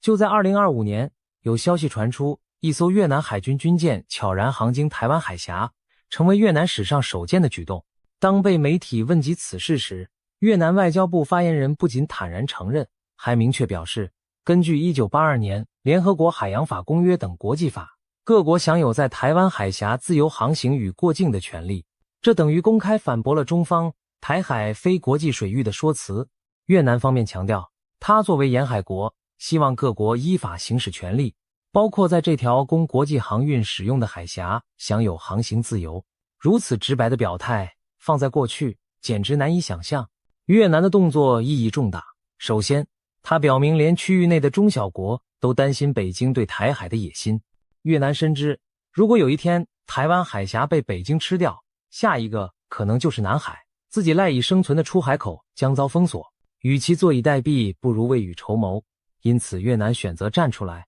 和远道而来的欧美日澳军舰一起宣示对台海航行自由的支持。其次，越南的加入稀释了北京鼓吹的西方干预亚洲事务论调。中国常批评美日等是域外国家插手，但越南可是在地邻国，北京总不能说越南是在替美国当马前卒吧？越南以自己的国家利益为出发点，以实际行动表明了立场，这对其他东南亚国家也是一种示范。面对霸权，不必一味退让。观察越南近年的外交路线，可以发现其正谨慎地寻求大国平衡，避免被中国牵着鼻子走。一方面，越南仍维持与中共的党际交流与表面友好，但另一方面，它也大幅加强与美国、日本、印度等国的关系。例如，2023年9月，美国总统拜登亲赴河内，将美越关系提升为全面战略伙伴关系，这是越南能给予他国的最高外交等级。此前，仅中国、俄罗斯获此殊荣。同时，越南开始考虑从美国购买先进军备，以减少对俄罗斯武器的依赖。这一切背后，凸显越南试图以多元外交对冲中国压力的战略考量。南海问题也是驱动越南立场转变的直接原因之一。中国在南海大举填海建岛，设立所谓行政区，并频繁骚扰越南在专属经济区内的石油开采活动，让河内政府深恶痛绝。2014年，中国在争议海域强行架设钻油平台，曾引发越南境内大规模反中示威和骚乱。可以说，越南对中国的戒心是用血与泪换来的，他绝不愿再次沦为附庸。因此，当北京把贪婪目光投向台湾海峡时，越南很清楚地知道，如果台海失守，南海恐怕更难守住。正因如此，越南选择在敏感时刻向国际社会靠拢，哪怕只是象征性的派舰通过台海，讲几句公允话，对北京也是一种震慑。越南民间对此举也表现出支持态度，越南媒体和网络舆论普遍对政府据理力争航行自由表示赞赏，认为这体现了越南作为沿海国的自信与主权意志。一些越南学者更指出，河内此举是一个战略讯号，越南正将台海纳入自身安全利益范畴，未来不排除与美日更多合作以牵制中国。当然，越南仍会在大国之间保持一定平衡，但至少现在，我们已看到一个不再畏惧表态的越南，这对其他东盟国家也是启示。面对区域霸权，每个国家都可以有自己的坚守与智慧，而不是只能在沉默中被各个击破。这一消息传出后，台湾方面也倍感振奋。台湾外交部罕见地对越南的行动表示欢迎，感谢越南以行动支持台海现状与区域和平。毕竟，历史上台越交集不深，双边也无正式邦交，能获得越南这样实质的声援，对台湾而言意义非凡。它证明了台湾海峡的稳定真的是各方共同的利益，而不仅仅是美国为首的大国游戏。可以看到，无论远在欧美还是近在东南亚，各国都逐渐加码参与台海事务，为的就是防范最不愿见到的局面。然而，假使最坏的情境真的发生，台湾海峡的这把保护伞被撕破，民主世界又将面临怎样的风暴呢？既然有这么多国家愿意不远万里保护台湾海峡，那么问题来了，台湾海峡要真被中共吃掉，对世界会有多可怕的影响？有人可能会想，台湾不就是个小岛吗？中国若统一了台湾，难道真有那么严重？事实是，影响可能超乎想象。首先，从军事战略看，第一岛链将彻底失守。台湾位于岛链中央，一旦落入北京之手，中共军队可以驻扎台湾岛，部署飞弹、雷达、军舰乃至核武器，那时，美日联军过去依赖的岛链围堵战略将被打破，整个西太平洋的力量平衡向中共大幅倾斜，解放军海军将长驱直入西太平洋，可以直接威胁关岛，甚至逼近夏威夷。在亚洲，大陆势力范围将急剧扩张，日本和南韩等美国盟国将首当其冲地暴露在中国军力之下。失去台湾这道屏障后，日本的西南诸岛可能面临巨大压力，美军在冲绳和九州的基地也将近在咫尺地受到中国导弹瞄准。试想，北京若在台湾建军港和空军基地，美国航母再进入台海，甚至巴士海峡，都将困难重重。可以说，台湾一旦易手，整个亚太的战略版图将被改写，民主阵营节节败退。其次，从经济角度看，后果同样严峻。前文提及，台湾海峡是全球贸易枢纽，如果北京控制了这条海峡，就等于握住了一条海上经济命脉。届时，中共完全可以将经济利益武器化。比方说，在地缘政治博弈中，中国可威胁切断日本、南韩的能源供应航路，以逼迫这些国家就范，或是在与欧洲谈判时，以干扰欧亚航运相要挟。当然，有人或许认为现代经济互相依存，中国也不敢轻易封锁航道伤人害己，但别忘了，战时或紧急状态下，经济利益往往让位于战略图谋。一旦台海发生战争，中共很可能迅速在周边布设雷区，派潜艇巡弋，把这片海域变成高风险的战区。即使战后，北京也将以胜利者自居，要求各国通过台海时向其报备，甚至缴纳通行费，从而彻底颠覆现行自由航行的秩序。更不用说，台湾本身就是全球产业链的重要环节。台湾是半导体超级大国，拥有全球最顶尖的晶圆代工厂。如果中共掌控台湾，不论是接管其半导体产业，还是因战火导致产能中断，对世界科技产业都是灾难性的打击。假如北京垄断了台积电等企业的技术和产能，西方国家在高科技领域将面临前所未有的掣肘，军事上也可能失去尖端芯片供给的稳定来源，民主世界的科技领先优势恐怕不复存在。未来全球技术标准与供应链都将向中国倾斜。政治层面而言，台湾的存亡对全球民主士气的影响更是巨大。台湾身为亚洲少数的自由民主灯塔，一直被视为民主价值在东方的试金石。如果台湾被武力并吞，意味着一个自由社会被集权强行扼杀，这对全球崇尚民主的人们将是沉重打击。同时，美国及其盟友的公信力将严重受挫，其他盟国会怀疑，连台湾这般亲近的伙伴美国都保不住，那他日自己遭袭，美国还会伸出援手吗？盟友体系可能出现裂痕，更多国家转向与中国搞好关系以求自保，届时所谓民主联盟恐怕土崩瓦解，整个国际秩序将向着对专制政权有利的方向重组。这绝非耸人听闻。试想，当年二战期间，倘若纳粹德国控制了直布罗陀海峡与苏伊士运河，英美的战略处境将何等危急。台湾海峡至于今日的民主世界正有几分类似的地位。如果它被集权势力收入囊中，全球自由阵营将面对的是前所未有的黑暗时刻。从经济上直观地说，台海战火一起，全球就会立即迎来金融市场的震荡与产业链断裂，航运保险费率将暴涨，货轮不敢靠近战区，亚洲制造的电子产品零组件无法顺利运出，欧美市场上可能出现供货荒，特别是半导体现代经济的石油供应将遭受毁灭性打击。台湾出产全球超过60%的先进芯片，战争一旦让台积电等企业停摆，不仅消费电子产品短缺，欧美尖端武器生产设备也会因缺乏芯片而生产受阻。曾有学者将此情景称为龟盾崩坏，原本保障台湾安全的芯片供应地位，反过来成为全球经济的阿基里斯之踵。一场台海冲突所造成的损失将远远超出2008年金融危机，甚至可能比肩上世纪大萧条。再看长远战略影响，美国的全球领导地位将遭受重创。如果美国军事介入台海却战败，那无疑是自越战以来最大耻辱，国内信心将崩盘，国际盟友也可能作鸟兽散。即便美国选择不介入，放任台湾沦陷，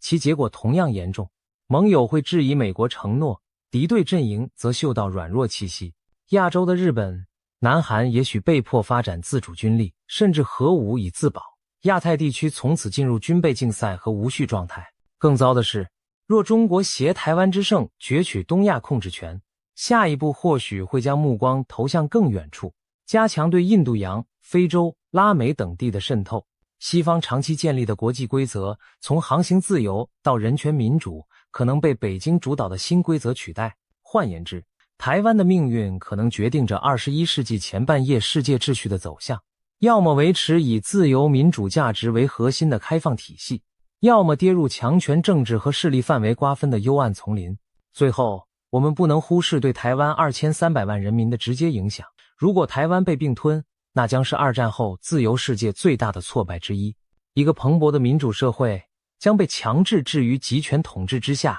其人民可能失去言论自由、选举权利和生活方式。对照香港在国安法下自由凋零的景象，我们有理由担心台湾人民会经历更沉重的代价。这不仅是人道主义灾难，也是价值观的巨大倒退。民主国家若无法阻止这种悲剧发生，将严重打击自由主义的普世信念，助长极权主义的气焰。在这意义上说，台湾的存亡不仅关乎地缘政治，更关乎人类对何种价值体系适于人类社会的信心。台湾若亡，民主理想将遭遇前所未有的寒冬。综上所述，台湾海峡绝非仅仅一道地理名词，它承载着世界经济的血脉流通，更是自由与专制两种秩序角力的前线。也难怪今日我们目睹来自世界各地的军舰在此穿梭巡弋，从日本到德国，从美国到越南，大家都不约而同地行动起来，目的只有一个，确保这条海峡不会落入单一势力的掌控，确保台湾不会在孤立无援中沦陷。对台湾而言，国际上这股支持的力量弥足珍贵。有些台湾民众可能提出质疑，台湾海峡既属公海，各国自由进出，包括中国军舰也能来去，这跟保护台湾有何关系？实际上，正因为各国坚持将台海视作公海，中国才无法将其据为己有。如果国际社会晋升退让，让北京宣称的内海化成真，那么中共军舰就不只是也能来去，而是将独占这片水域，不容他人踏入。届时，受到伤害最大的恰是台湾自身被海上围困，孤立无援。因此，外国军舰定期巡弋台海，不是替台湾打仗，但却在营造一种安全环境，防止中国片面改变现状。这种保护是潜移默化而间接的，但极为重要。或许有部分台湾民众过去对外国军舰通过台海不以为意，认为那只是大国角力的表象，离自己生活很远。但事实正相反，那些遥远国旗下的军舰之所以出现在台湾门前，是因为台湾的前途与他们息息相关。当日本、澳洲乃至欧洲国家都投入心力维护台海安全时，台湾更没有理由掉以轻心。毕竟，外援固然重要，最终决定命运的还是台湾人民自己。在国际友人的协助下，台湾更需团结自强，加速提升自我防卫能力，巩固民主制度的韧性，向世界展现守护家园的决心。未来的日子里，台湾海峡或许仍将波涛汹涌，充满各种角力与变数。然而可以确定的是，只要自由国家保持警觉与合作，北京就难以轻易将台海私有化。在一艘艘军舰巡航海峡的背后，是各国传递的明确讯息：不要轻举妄动，不要试图以武力破坏这里的和平。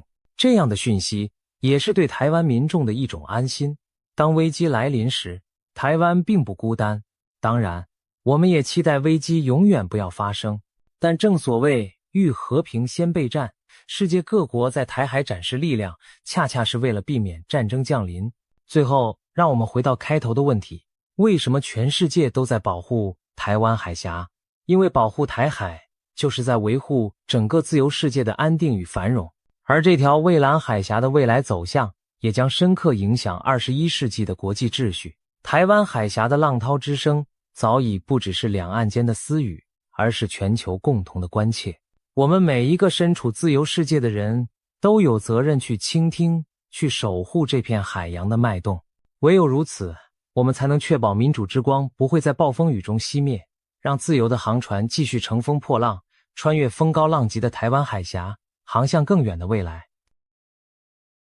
今天我们要聊一个攸关台海生死存亡的问题。如果解放军铤而走险，尝试渡海攻台，他们脚下的船能有几艘完整地开到对岸？台湾手握2000枚反舰飞弹，400辆海马斯火箭发射车，满地插满肩扛式刺针飞弹，早已把台湾海峡布置成一座死亡之海。小粉红们口口声声3天解放台湾，但在吹牛之前，是否该先照照镜子问问，面对如此铺天盖地的打击火力，他们真的敢冒险把数十万大军送上那片恶海吗？试想那样的场景，某个黎明前的黑夜，中国东南沿海的港口灯火通明，成百上千艘载满士兵和坦克的灰色登陆舰，2栖运输船缓缓驶离码头，甲板上挤满了头戴钢盔的解放军官兵，心中五味杂陈，有人紧握枪械，有人默默望向漆黑的远方。此时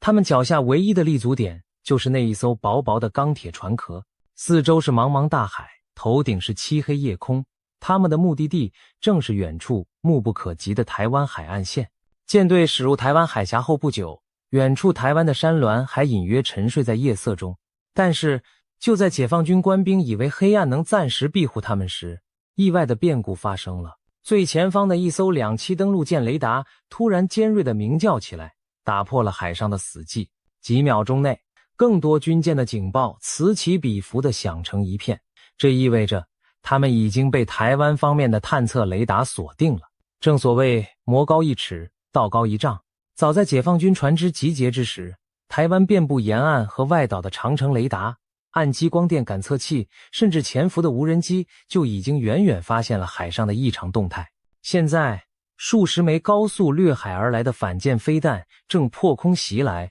划破夜幕。几道细长的火光在漆黑海面上突然出现，以音速般的闪电之势扑向舰队。领头的一艘071型船坞登陆舰匆忙启动近迫武器系统，猛烈开火，试图拦截飞弹，掀起一连串炫目的弹幕和火花。然而那些台湾发射的反舰飞弹，有的贴近海平面疾驰，有的甚至在末段突然拉高俯冲，动作诡谲难测。只见其中一枚高速飞弹闪过层层弹幕，狠狠撞上了这艘巨大的登陆舰侧舷。片刻之后，夜空中传来一声震耳巨响，整艘战舰猛然喷出火光。数百名挤在舱内等待登陆的解放军官兵甚至还没弄清楚怎么回事，就连同他们的钢铁巨兽一起被爆炸撕成碎片。海面上泛起巨大的火球和浓烟，残骸碎片四散飞溅，幸存者惊恐尖叫，海水瞬间洒满浮起的残骸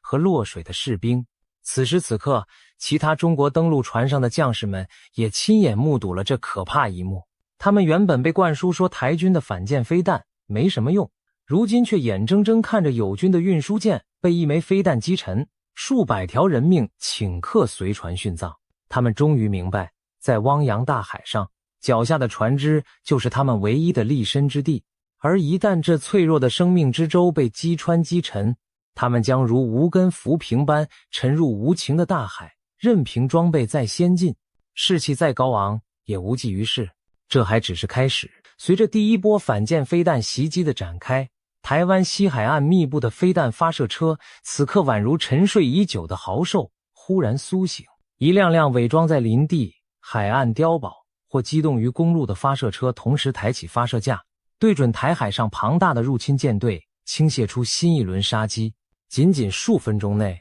又有20-30枚各型反舰飞弹接连从沿岸不同位置射向海天交界处。从陆基发射架上升空的雄风2型和3型飞弹拖着尾焰掠向大海，还有从机堡中飞出的雄风反舰无人机滑翔到海面低空寻找猎物的踪迹。台湾的轻型快速舰艇机动发射载具四处开火，不断发射新一轮的飞弹，甚至连台湾空军的战机此刻也紧急升空，远距发射美制 AGM-84 鱼叉飞弹助阵。可以说，短短时间内，四面八方有如雨点般的各式飞弹朝着解放军舰队铺天盖地的袭来。解放军舰队顿时陷入前所未见的混乱与恐惧当中。一些比较先进的驱逐舰、护卫舰疯狂发射干扰丝、诱饵火箭弹，希望能欺骗来袭的飞弹制导系统。一枚枚干扰弹在空中炸开，散出明亮的镁光和红外热焰，企图引诱红外或雷达导引的飞弹偏离目标。同时，舰载防空飞弹和快炮近防系统也在全力开火拦截，形成弹雨交织的火力网。然而，台湾方面精心准备的反舰攻势早已考虑到敌方的防御，采取齐射饱和攻击策略，一次性在不同角度、不同高度投入远超对方拦截上限数量的飞弹。再锐利的防空之舰也架不住飞弹密集如雨点般袭来，霎时间又有数枚飞弹撕开了防御火网的缝隙，分别命中了解放军舰队中的多艘舰艇。一艘较小的072型登陆舰被2枚雄风2型次音速飞弹从左右两舷几乎同时命中，船体剧烈震颤，顷刻断成2截沉没，甲板上载运的数十辆军卡和补给品散落海中，随浪漂浮。另一艘属于新锐075型2栖攻击舰的巨舰，虽然舰体庞大，但也被台湾超音速的雄风3型航母杀手重创。这枚飞弹以3倍音速直插舰桥，强大的动能外加高爆弹头在舰体内部引发剧烈爆炸，直接将整座舰桥掀飞，船上的指挥中枢顿时化为火海。更远处，一艘护航的54A 型导弹护卫舰虽然成功拦下一枚来袭飞弹，但另一枚鱼叉飞弹紧随而至，钻入吃水线下爆炸，顿时撕开船底一个大洞。这艘护卫舰无力继续战斗，开始倾斜进水，其上的官兵仓皇逃离炮位。不到半小时光景，解放军原本气势汹汹的第一波2栖攻击编队就被打得人仰马翻，多艘大型登陆舰起火燃烧或沉没，运载的部队和重型装备沉入海底，还未着陆，成百上千名士兵便葬身鱼腹，让原本计划嚷嚷3天灭台的狂言顿成笑柄。此时，在台湾西部海岸某处，一处伪装良好的飞弹阵地内，数名台湾飞弹部队官兵透过雷达荧幕与无人机回传的画面，凝视着远方海面上升腾的火光。他们没有时间庆祝战果，因为战斗尚未结束。指挥官冷静地下达下一波齐射的命令，所有发射车迅速转移阵地并装填备弹，准备再战。这群官兵日复一日的训练，等的不就是现在吗？他们深知身后就是自己的家园与亲人，一步都不能退。一位年轻士官默默摸了一下贴在钢盔下的家人合照，眼中闪过一丝坚定。他快速操作导引系统，锁定一艘尚未被击中的敌大型运输舰，随即按下发射钮。伴随剧烈的火光，一枚反舰飞弹从发射箱中腾空而起，直扑目标。片刻后，远处通讯频道传来观测哨兴奋的呼叫，命中目标。这位年轻士官长长吐出一口气，拿起对讲机报告：敌舰受创，继续射击。他的双手仍旧微微颤抖，但心中的恐惧已渐被满腔的愤怒与守土决心取代。整个阵地里，台湾士兵们的士气随着每一次成功击杀而高涨。他们明白，正是自己手中的飞弹为台湾赢得了一线生机。值得一提的是，在台湾本岛之外，国军控制的金门、马祖、澎湖等外岛也可能成为战争初期的焦点。由于他们地处前线且孤悬海外，解放军很可能先集中火力攻击夺取这些岛屿，以瓦解台湾的外围防御。然而，外岛守军的抵抗至少能争取到宝贵的预警时间，并消耗敌方一部分兵力和弹药。金门、马祖等地面积有限，驻军相对单薄，但地形复杂且设防完备，也足以让解放军付出不小的代价。如果外岛终究难以固守，台湾军方也做好了最坏打算，可能会撤离主要部队并摧毁岛上重要设施，避免资源落入敌手。外岛的得失虽不直接决定战局成败，但其象征意义重大。中共若动手攻占外岛，等同于正式揭开战争序幕，台湾本岛将立刻进入全面作战状态。这时，台湾反而能利用敌军忙于攻岛的时机，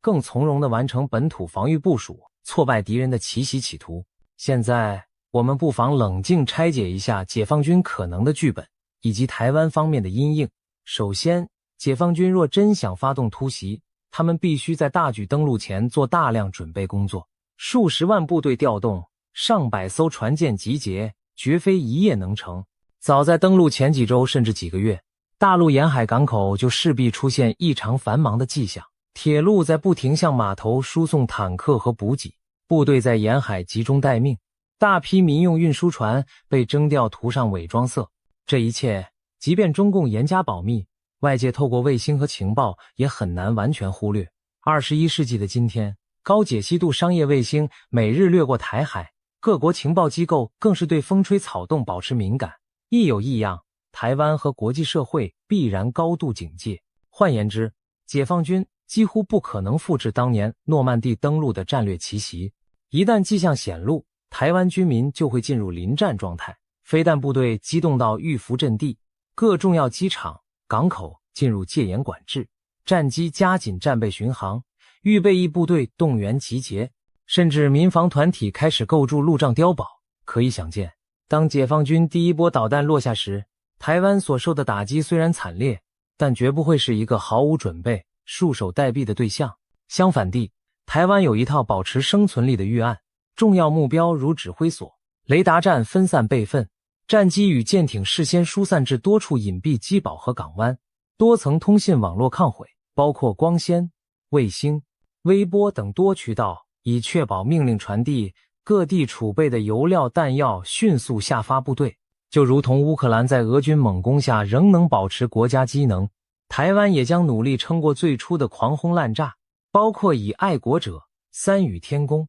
3防空导弹拦截部分来袭弹道导弹，保存实力，等待反击时机。在这期间，台湾西部沿岸线将是最受关注的焦点。从地形上看，台湾西岸地势平坦，是唯一可能登陆的方向。然而平坦不等于易攻，西海岸线虽长达400公里，但真正适合大规模两栖登陆的滩岸寥寥无几。美国海军战争学院教授伊安迪等专家研究指出，台湾本岛可供重装部队登陆的主要滩头仅10余处，如北部的林口至观音海滩、桃园竹围附近、台中清水与大肚溪河口一带、嘉义布袋、台南北门、云林麦寮及屏东嘉东沿海等。这些地点无一不是台湾军方经营多年的防御要点。举例而言，在桃园观音海滩和台中清水海滩附近，早已建有坚固的混凝土火力点与地下坑道，滩头背后布满铁丝网、壕沟和反登陆木桩。平日里或许看不出异样，但一旦战争临近，这些预藏的工事将快速完善。高密度的地雷阵埋设在沙滩、浅水处，岸边竖起一道道倒刺般的钢轨巨马，防止登陆载具冲上公路。在南部滨海的七股西湖与北门沙洲，台军甚至计划运用以水拒敌战术，一旦敌军登陆，即开闸放水淹没低地，令装甲车辆无法顺利扩张战果，可谓八仙过海，各显神通。每个可能的滩头都准备了独特的见面礼。此外，台湾对自己的港口城市也做好了玉石俱焚的准备。如果敌军企图仿效二战中德军的战术，夺取大型港口以便直接卸载重装备，那么抱歉，台湾方面早已规划反制措施。关键港湾设施如大型码头、船坞预埋炸药，必要时可以引爆拆毁，不给敌人现成的登陆据点。同时，港区附近街道布满预备的反坦克壕和障碍，一旦有散将敌军或渗透特工企图奇袭港口，也将陷入巷战泥淖。简言之，台湾不会让解放军轻松夺取任何一处完好的登陆门户，连能停靠大型船只的码头都要一同毁掉。这种焦土抗战的决心，正是为了防范敌军利用台湾的基础设施迅速巩固桥头堡。再看台湾的纵深地形，一旦登陆者突破滩头线，也不代表安全。台湾西部虽为平原，但河川纵横，灌溉沟渠密布，每隔几公里就是一道天然屏障。比方说云林、嘉义一带有浊水溪与巴掌溪，台南有曾文溪、高屏溪，北部有大汉溪、淡水河。台湾军民可以利用这些河道做防线，破坏桥梁，延制敌军推进。甚至公路上的高架桥也可成为反装甲伏击点，预先装满炸药，当敌车队通过时在高处引爆，造成路障。这些战术看似寻常，却经常在历史上让侵略者头痛不已。例如2022年俄军进攻基辅，乌克兰军队炸毁桥梁，水坝放水淹地，成功迟滞俄军装甲纵队。台湾当然深谙此道，谈到心理与士气，更是防御战中不容忽视的利器。试想，当解放军历经千辛万苦抢上几片沙滩，环视四周，却发现自己现在陌生而敌意的环境，村庄里没有夹道欢迎的人群，相反，可能埋伏着持枪自卫的民兵。远处庙宇铁塔上飘扬的不是象征解放的红旗，而是青天白日满地红的台湾旌旗在烈烈风中招展。台湾多年来推动全民国防教育，愈来愈多民众参与后备军事训练。2025年以后，台湾已编组超过20万的后备部队，暂时将投入各地协防。此外，政府也决定将义务兵役延长至1年，加强对年轻公民的战训，确保全民皆能参与保卫家园。他们虽训练不如现役军人，但守卫家园的决心却是不容小觑的。美军将领也曾说，一支为保卫家人而战的军队，战力足以以一当十。解放军士兵渡海来攻，面对的是一整个不屈服的岛屿，越往内陆，枪口和陷阱只会越多，他们每前进一步都可能付出血的代价，心理压力亦将与日俱增。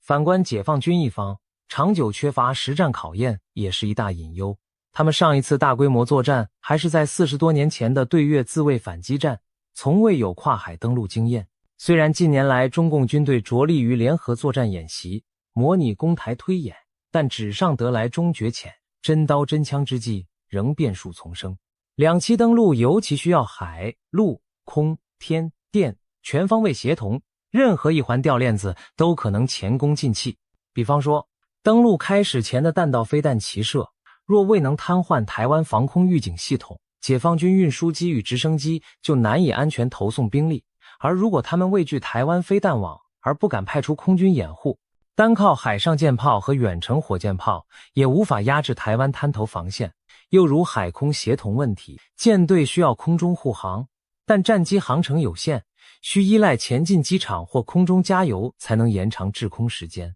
在强敌环伺下，调度稍有失误或通信受干扰，战场局势就可能急转直下。还有一个中共方面不得不慎重考量的因素，大国干预与核风险。且不论美日等国是否会直接出兵，至少美国已明确表示不容许以武力单方面改变台海现状。若解放军登陆受挫，他们会否孤注一掷，考虑战术核武？理论上也许存在这种危险选项，但实际操作近乎疯狂。在台湾本岛使用核武，无异于对自己想统一的土地和人民来一场自毁式打击，而且极可能引发美国更猛烈的报复反击。因此核选项几乎只存在于恫吓层面，真动用等同自取灭亡。如此看来，北京如果理性，就会在常规框架内衡量胜算。然而常规路径里，他们仍看不到容易取胜的方案，速战速决的几率极其渺茫，持久消耗又对中国经济和政权稳定极为不利。进退维谷之间，战争胜算不断被削弱，这其中每一项变数都增加了冒险的成本。2025年已至，仍有战争狂人鼓吹所谓2027年武统台湾的时间表，但国际趋势与台湾自身努力正大幅提高侵略的门槛。今天的台湾比起几年前更强大，更难以征服，自制飞弹越造越多，无人机蜂群、制空巡弋飞弹等新兴战力与 AI 监视系统投入运用，美日友邦的情报支援也日益紧密，民心士气更因目睹乌克兰英勇抗敌而愈发坚定。反观解放军，虽然武器装备持续现代化，但真正投入战争才能见真章。理论上谁都可以纸上谈兵喊打赢，但实践中状况百出，再强大的军队也不敢保证零失误。如果中国决策者还有一丝冷静，他们应该看得到台湾的充足准备和自身的明显不足，同时台湾的民主盟友们也不会坐视不管。一旦台湾成功撑过入侵初期，美国、日本等国极有可能以各种方式支援台湾，提供即时情报、后续武器补给，甚至直接派遣海空军力量遏制解放军扩张战果。在美军强大的潜艇部队与远程轰炸力量介入下，解放军本已伤痕累累的登陆舰队恐怕将难逃覆灭命运。这意味着北京若无法迅速拿下台湾，反而会面临大国联手反制，更增添其冒险行动的顾忌。事实上，过去几十年中，北京当局不止一次试图以武力和威胁改变台海现状，但都无功而返。1958年发动金门炮战，企图消灭国军前线据点，却遭遇台湾军民顽强抵抗与美国公开援助，最终中共被迫宣布单方面停火。第二次台海危机以台湾守住前线告终。1995年至1996年，中共又在台湾周边试射飞弹，妄图恐吓台湾放弃首次总统民选，但此举反让美国派出2支航空母舰战斗群进入台海附近警戒，向全世界宣示捍卫台海和平的决心。北京在强大国际压力下知难而退，那场台海飞弹危机最终有惊无险的平息。这些历史经验表明，动武恫吓不仅无法征服台湾，反而会激起台湾更强的抵抗意志，也引来国际社会更强力的反制。答案似乎越发清晰，解放军敢不敢渡海？恐怕不敢轻举妄动。一场轻率的冒进换来的只会是整支舰队的灰飞烟灭，成千上万青年士兵的葬身鱼腹，以及中共数十年军力积累的毁于一旦和政权合法性的动摇。台湾海峡看似风平浪静，实则暗藏杀机。台湾已将自身武装成一只难以下咽的豪猪，满身的尖刺令任何掠食者都心生畏惧。那些满嘴武统易如反掌的好战之徒，如果有机会站上解放军的登陆艇甲板，面对迎头扑来的炮火与飞弹，不知还能否喊出同样狂妄的口号。真正明智的人都懂得，最好的战争就是不必开战，而能避免战争的关键就在于让潜在侵略者明白，这一仗你赢不了，而且代价大到你无法承受。最后，我们可以斩钉截铁地说，台湾防御准备的越充分，和平的可能性就越大。正因为对手清楚台湾不好打，也打不赢，才会更加谨慎收敛，不敢贸然停险。未来，台湾仍将继续加强自己的武装长次，包括发展更多元的飞弹与无人作战系统，同时以理性和善意呼吁对岸放弃动武的选项。和平不是天上掉下来的，而是靠实力争取而来的。在这场心理与力量的较量中，台湾已经表明了态度，我们不挑衅，但也不畏战。如果你非要来，那就准备迎接你可能承受不起的损失吧。一句话，解放军敢渡海吗？先问问自己能活下几艘船，再决定要不要自取灭亡。不演了，美国真的亮出底牌了。面对咄咄逼人的中国威胁，华府公开宣示立场，要战的话，美日联手一起上。这一句要战，我们跟日本一起上，彻底撕掉了过去若即若离的面纱，在全球面前摊牌，让北京中南海瞬间炸锅。为什么美国不再演戏，选择公开站队日本？这背后又预示着什么样惊心动魄的亚洲局势变化？今天我们就深入聊聊这出美日联手抗中的大戏。首先，让我们还原事情的现场。2025年11月，东京秋意正浓，日本新任首相高市早苗上任还不到1个月，就在国会掀起了惊涛骇浪。他在11月7日的众议院答辩中，语气坚决地表示，如果中国大陆武力犯台，那台湾有事极有可能被认定为日本的存亡危机事态。这什么意思？简单说，就是一旦台海爆发战事，日本认为国家生存受到威胁，自卫队就可以行使集体自卫权，直接投入战斗支援台湾。这番话相当于正式把前首相安倍晋三那句著名的台湾有事就是日本有事升级成政府政策，公开宣明日本将不再袖手旁观台海局势，而可能直接军事介入。要知道，这一步已经大大超出历届日本内阁在台湾问题上的既有立场。过去日本多半对台海问题语带保留，顶多暗示支持，从未如此明言可能出兵。高市早苗此言一出，全场哗然，整个东亚局势的敏感神经瞬间被击中。北京方面的反应近乎暴跳如雷，中共当局对日方的这番表态感到震怒，认为高市早苗踩到了老虎尾巴，妄图干涉中国内政，破坏中国主权。中国外交部连日发出强硬声明，措辞严厉地谴责日本背弃战后承诺，公然挑衅一个中国原则。一些亲北京的媒体甚至形容高适是在玩火，将日本推上一条不归路。北京不仅口头抗议，还迅速祭出一系列组合拳式的报复行动，多个部门齐上阵，接连对日本施压。中国文化旅游部和外交系统建议中国公民暂勿前往日本旅游，顿时引发大规模的赴日行程退订潮。据统计，短短几天内，中国各大航空公司累计取消了超过50万张飞往日本的机票，这被戏称为退订寒潮，重创了日本的观光业。研究机构估计，这波旅游制裁可能让日本在年底前损失约12亿美元的旅游收入。日本旅游业者叫苦连天，表示大量订单被取消，日子很难过。甚至日本股市中与入境游相关的股票都因为投资人担忧陆日关系恶化而全面下跌。除了观光，中共也在其他领域对日本施压。据传，中国已经暂停日本艺人与演出内容在大陆的播放和活动，相当于变相实施一波禁日令，让日本的文化输出也遇阻。此外，中国还透过官方媒体放话，暗示可能进一步采取经济制裁，包括对日本产品加强检查，减少日本商品采购等，试图用市场对日本施加压力。短短几日，中日关系急速降温，可谓风云色变。然而，北京的震怒远不止于外交抗议和经济手段，他们甚至亮出了赤裸裸的军事威胁。中共的战狼外交官更是完全失控。11月8日深夜，中国驻大阪总领事薛健突然在社交平台 X 推特上用日语发出一条令人瞠目的贴文，直接点名辱骂高市早苗。他不但用极端字眼称呼高市，甚至疯狂暗示那颗肮脏的头颅就该毫不犹豫地斩掉。这骇人听闻的恐吓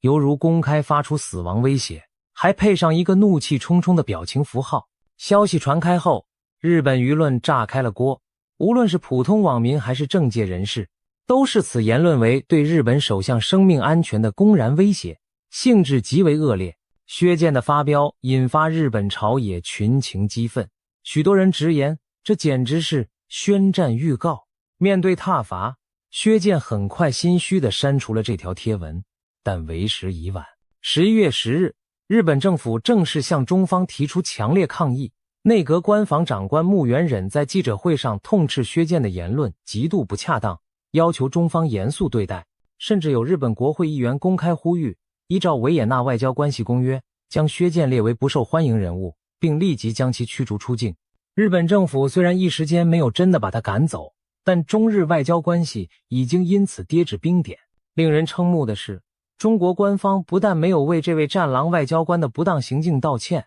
反而选择强势回击日本。中国外交部不但没有表态要惩处薛健，反而在记者会上声称，日本右翼和网络上也有对中国外交官的极端威胁言论，要求日方正视问题根源，企图把责任倒打一耙。北京甚至摆出受害者姿态，表示中方高度关切，敦促日方立即纠正错误言论，完全没有半点反省之意。这种态度无疑让日本更加愤怒，觉得中共不仅蛮横无理，还毫无悔意。此时此刻，中日之间仿佛重现了多年前钓鱼台争端时的剑拔弩张，只不过这次矛盾的火药味更加浓烈，甚至直接聚焦在台湾问题这一战争与和平的核心议题上。在中国连番叫嚣与经济报复的笼罩下，日本会退缩吗？事实恰恰相反，东京并未被吓倒，美日同盟的反击随即登场。北京当局原本似乎打算通过强硬手段逼日本收回高市的言论，甚至幻想美国会对日本泼冷水，让盟友克制。然而，接下来发生的事让中南海大失所望。美国不仅没有拉住日本，反而前所未有的公开站到日本一边，为东京撑腰打气。美国的立场之鲜明，措辞之强硬，连见多识广的中南海高层都不禁瞠目，美国真不演了，直接亮牌了。先是美国驻日大使的接连发声引发关注。美国驻日本大使名叫乔治·葛拉斯，他原本是一位相对低调的外交官，但这次事件中却化身推特上的键盘战士，频频发文力挺日本，回怼中国。在高市早苗表态引发风波后，葛拉斯大使几乎每天都在 X 上火力全开。特别是11月15日，他发了一条广为传播的贴文，语带讽刺地点名中国驻日大使吴江浩和大阪总领事薛健，感谢他们的偏激言论，帮助进一步深化坚不可摧的日美同盟，还戏称仿佛提前迎来了圣诞节一般。这一方面是嘲笑中共战狼的叫嚣适得其反，让日本更倒向美国；另一方面等于直接向北京宣示，你们闹得越凶，美日同盟反而越紧密，谢谢啦。这种充满挖苦且不留情面的公开发言，实属美国外交官少见的风格。一时间，美日支持者拍手称快，认为葛拉斯说出了大实话，而北京则气急败坏，怒斥他颠倒黑白、政治作秀。中共外交部发言人毛宁在11月18日严厉回应道，美国这位大使的有关表态纯属别有用心的政治作秀。他还批评美日同盟是冷战产物，不应针对第三方，更不应肆意干涉他国内政，损害他国核心利益。这番话等于把美国大使好一通痛骂。然而葛拉斯完全不受影响，继续在社交媒体上隔空与中方交锋。紧接着，美国政府高层也同步发声，罕见的和驻日大使口径一致。美国国务院在同一时期对中日争端表态，公开批评北京对日本的过激反应。他们指责中国试图以经济胁迫手段报复日本，谴责这是中国的经济霸凌行为。更引人注目的是，美国国务院明确重申对日本的防卫承诺坚如磐石。不论是谁出面，有报道指美国副国务卿或发言人也对此表态。华府的信息非常清楚，美日同盟是不可撼动的，美国坚定站在日本一边。这等于是美方向北京发出警告，企图威吓日本，只会招致更强硬的美国反击。而事件的高潮出现在11月20日，这天，美国驻日大使葛拉斯在东京与日本外相茂木敏充举行会谈。会后，他再度透过媒体明确宣示，我要直接代表美国总统，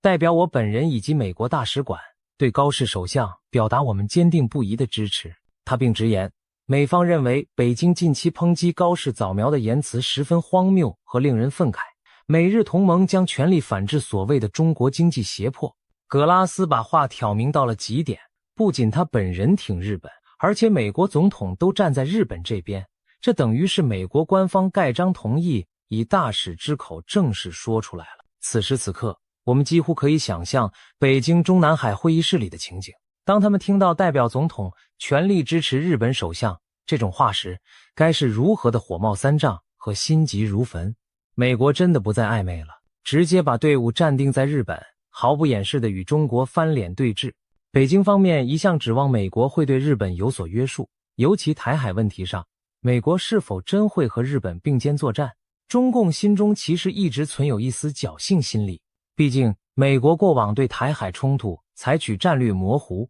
没有明讲要保卫台湾。而对日本的钓鱼台主权争端，美国虽说适用美日安保条约，但也曾劝双方保持克制。可现在，美国用行动告诉了中国，不要心存侥幸，我就是要选边站了。葛拉斯大使甚至不忘在言论中直接提及美日同盟对钓鱼台列岛的防卫决心。原来，就在11月中旬，中国海警局的4艘舰艇打着渔船旗号但装备舰炮，强闯钓鱼台列岛附近日本声称的领海。日本海上保安厅的巡逻船当场警告驱离，中日双方又一次在敏感海域角力。对此，葛拉斯于11月16日发文回应，强硬表示，无论中国如何动作，都无法动摇美国支持日本守护钓鱼台列岛等领土的决心。他明言，我们坚决反对任何试图侵犯日本对间隔诸岛长期以来和平施政的行动。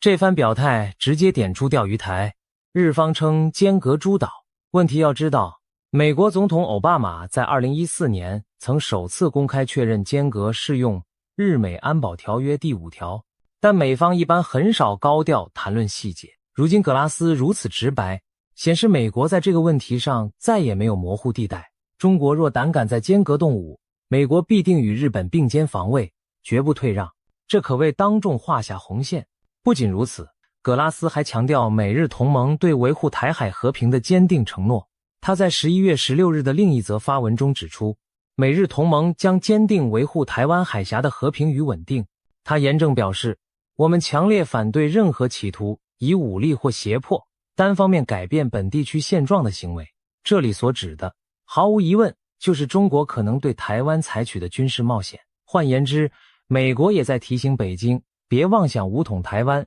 日美早有准备，不会让你得逞。事实上，美国与日本近年来多次强调台海和平的重要性。自从2021年拜登总统和菅义伟首相在联合声明中首度提及台海以来，美日高层便持续关注这个议题。如今在高市早苗明确表态，中国恶言相向的情况下，美日更是以前所未有的团结姿态来对抗中方压力。美国如此毫不含糊的选边站，对中国而言无疑是一记重击。北京原以为可以借由对日本的经济惩罚和军事恫吓，使东京有所动摇，甚至离间美日。然而事与愿违，日本没有退缩，美国反而更加贴紧日本。一番操作下来，不但没能分化美日，反而令同盟更紧密。难怪有美国媒体人讥讽道，中共官员的疯狂言行反而帮了美日同盟的大忙，几乎像提前送上的圣诞礼物。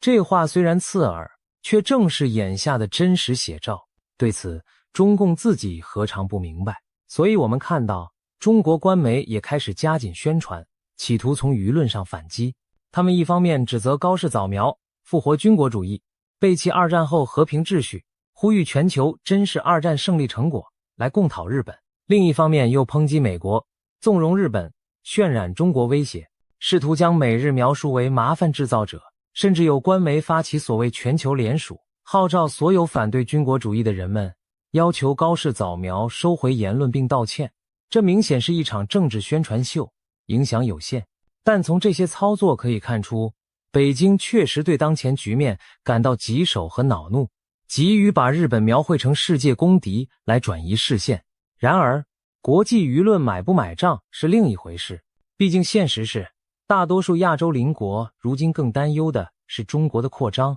而非日本的防卫准备。谈到这里，我们不禁要问，美国为何在此时选择如此公开、明确地力挺日本？回顾过去，美国对中日之间的一些纠纷往往保持一定程度的克制和模糊。例如20世纪70年代，中美刚刚建交时，华盛顿还在日中之间搞平衡，不希望过分刺激北京。2010年发生钓鱼台撞船事件时，美国虽声明条约适用间隔，却也呼吁双方冷静。以往美国对台海冲突更是采取战略模糊，既不公开承诺保卫台湾，也不说不保卫。然而时移世易，现在的美国对中国的战略判断已经发生根本改变。随着中国军力不断增强，外交姿态日趋强硬，美国已将中国视为最主要的战略竞争对手，甚至可以说是潜在的战争对手。在这种大背景下，拉拢盟友，筑起印太防线，成了美国外交和军事战略的重中之重。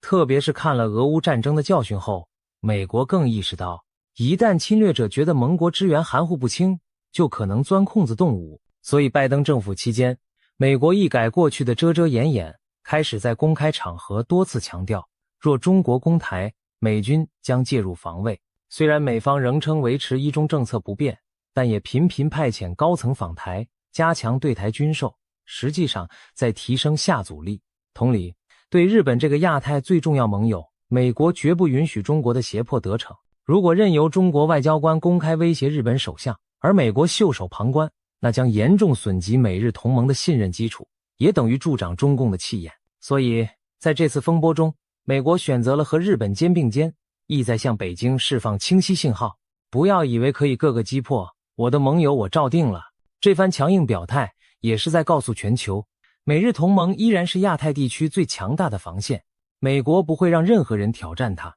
此外，美国如此做也有自身利益考量。如果中国成功威吓日本后退，那不仅损害美国在亚洲的威信，更直接危及美军在印太的前沿部署。毕竟日本领土上驻扎着美军大约55000多人，其中冲绳、美军第7舰队在横须贺基地等等，都是围堵中国的关键力量。如果日本软弱，美军在亚洲的基地就风雨飘摇；反之，日本愈强硬，美国在第一岛链的堡垒就愈稳固。美日同盟在军事上的一体化也在飞速推进。就在这次事件发生的同一时间，美国海军陆战队和日本自卫队在西南诸岛进行了一系列引人注目的联合演训。例如10月底，美日联军首度在与那国岛建立前进武器弹药补给点，为军机提供野战、加油补给。与那国岛是日本最西端的有人岛，距离台湾仅约110公里。美军在此演练，显然是冲着台海冲突预案而来。此外，美军还在日本部署了先进的远程对空雷达，加强了反舰导弹部队，并与日军共同演练离岛防卫和夺岛作战等科目。所有这些迹象都显示，美日双方早已默契十足地为潜在的对华冲突做准备。美军甚至搬出了冷战时期对付苏联的招数，在西太平洋打造连环 FARP 前进武装加油点和散布式作战模式，以分散式部署增加生存能力。11月的演习中，美日部队在离岛快闪设置起降点和补给站，随后迅速转移，练的就是战时和解放军周旋的本领。可以说，美军和自卫队现在是磨刀霍霍，目光死死盯着中国沿海的一举一动。既然军事层面都已准备到这种程度，外交层面美国更加没有让步的道理。这次挺日本，就是要凝聚起同盟，对抗中国的士气。谈到日本，高市早苗的强硬表态也并非心血来潮，而是顺势而为。事实上，日本国内近年来对于因应台海危机早有心理准备和政策积累。早在前首相安倍晋三时期，他就频频警告，台湾有事就是日本有事，甚至宣称台湾有事就是日美同盟有事。安倍的战略判断深深影响了日本保守派政坛。2022年底，岸田文雄政府通过新版国家安全保障战略，正式将中国定位为前所未有的最大战略挑战。同时，日本决定未来5年将防卫预算增至 GDP 的 2%， 这是惊人的军费跃升。自卫队也积极采购远程打击武器，如美制战斧、巡航导弹，开发国产超音速导弹，为的是具备反击能力。可以说，日本长达数十年的专守防卫正在发生改变。虽未正式修改和平宪法，但透过法制解释和政策调整，日本已逐步解禁集体自卫权，拓宽自卫队行动范围。当前的日本正加快把自己打造成一支岛链堡垒西南诸岛，部署反舰导弹、无人机，中部本岛加强空防，北方也提高警戒，一副备战姿态。这一切都是针对可能的中国挑战而来。高市早苗作为日本首位女性首相，本就以鹰派著称。她在安倍内阁时期就曾任总务大臣，一直主张修宪、强军，对中共态度强硬。在竞选自民党总裁时，她就表明要继承安倍的路线。如今她接掌首相职位，有机会推动理念，自然不会放过台海议题这个关键切入点。对她而言，清楚表态日本不会坐视台海有事，既是向国内展示魄力，也是向盟友美国展现决心。他可能预料到中国会不高兴，但没想到中共反应这么激烈，甚至失态。从外交官恐吓到经济报复，一系列出格举动某种程度上帮助了高市。怎么说呢？本来日本国内也有担心，如此高调卷入台海问题，会否招致中国过激反应，得不偿失。可现在北京真的歇斯底里，大发雷霆，反而使更多日本民众看清了中共的面目。中国甚至动用旅游武器惩罚日本，取消数十万张机票。这种举动让不少原本对华友好的日本经济界人士也感到寒心。日本网络舆论上，支持高市强硬立场的声音不降反升。不少网民表示，中国说明了他们的真意，他们就是要威逼我们屈服，我们越退缩只会被吃定，不如坚守原则。甚至连在野党内一些本来倾向中韩友好的议员，此刻也不便公开唱反调，怕被扣上软弱亲中的帽子。可以说，中国的过度反应正在适得其反，把日本舆论推向更团结抗中。高市早苗本人因为是女性保守派，一开始国内支持率并非极高，但这波中日对峙竟在一定程度上巩固了她的领导地位。毕竟面对外来压力时，国人倾向团结在领袖周围，这对高市而言未尝不是意外收获。另一方面，我们也要看到，中国之所以如此气急败坏，除了不满日本，更有对美日结盟制华的恐惧。对于北京而言，最不愿看到的噩梦局面正在形成。美国结合亚太盟友打造小北约式的包围圈，全面遏制中国的崛起。而现在，美日同盟无疑是这道包围网中最坚固也最致命的一环。回想二战结束后，中美曾在上世纪70年代走近，联手对付苏联，中日也在1972年邦交正常化，一度相安无事几十年。然而历史的钟摆摆回来了，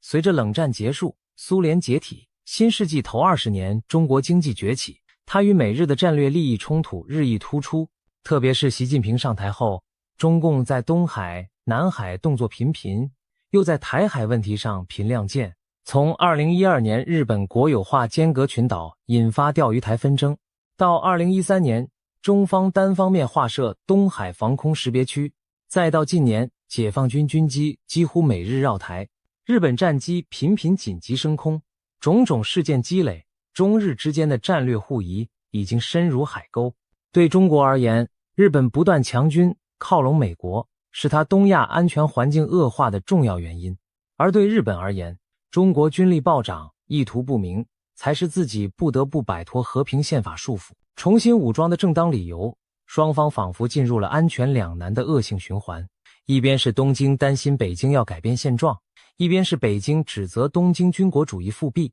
而夹在两者之间的台湾更成了火药桶的导火线。这次高市早苗明言要介入台海，其实就是对着中共要害踩下去。而中共跳脚，一方面是恼羞成怒，另一方面也真怕日本携美插手，令其统一大业梦碎。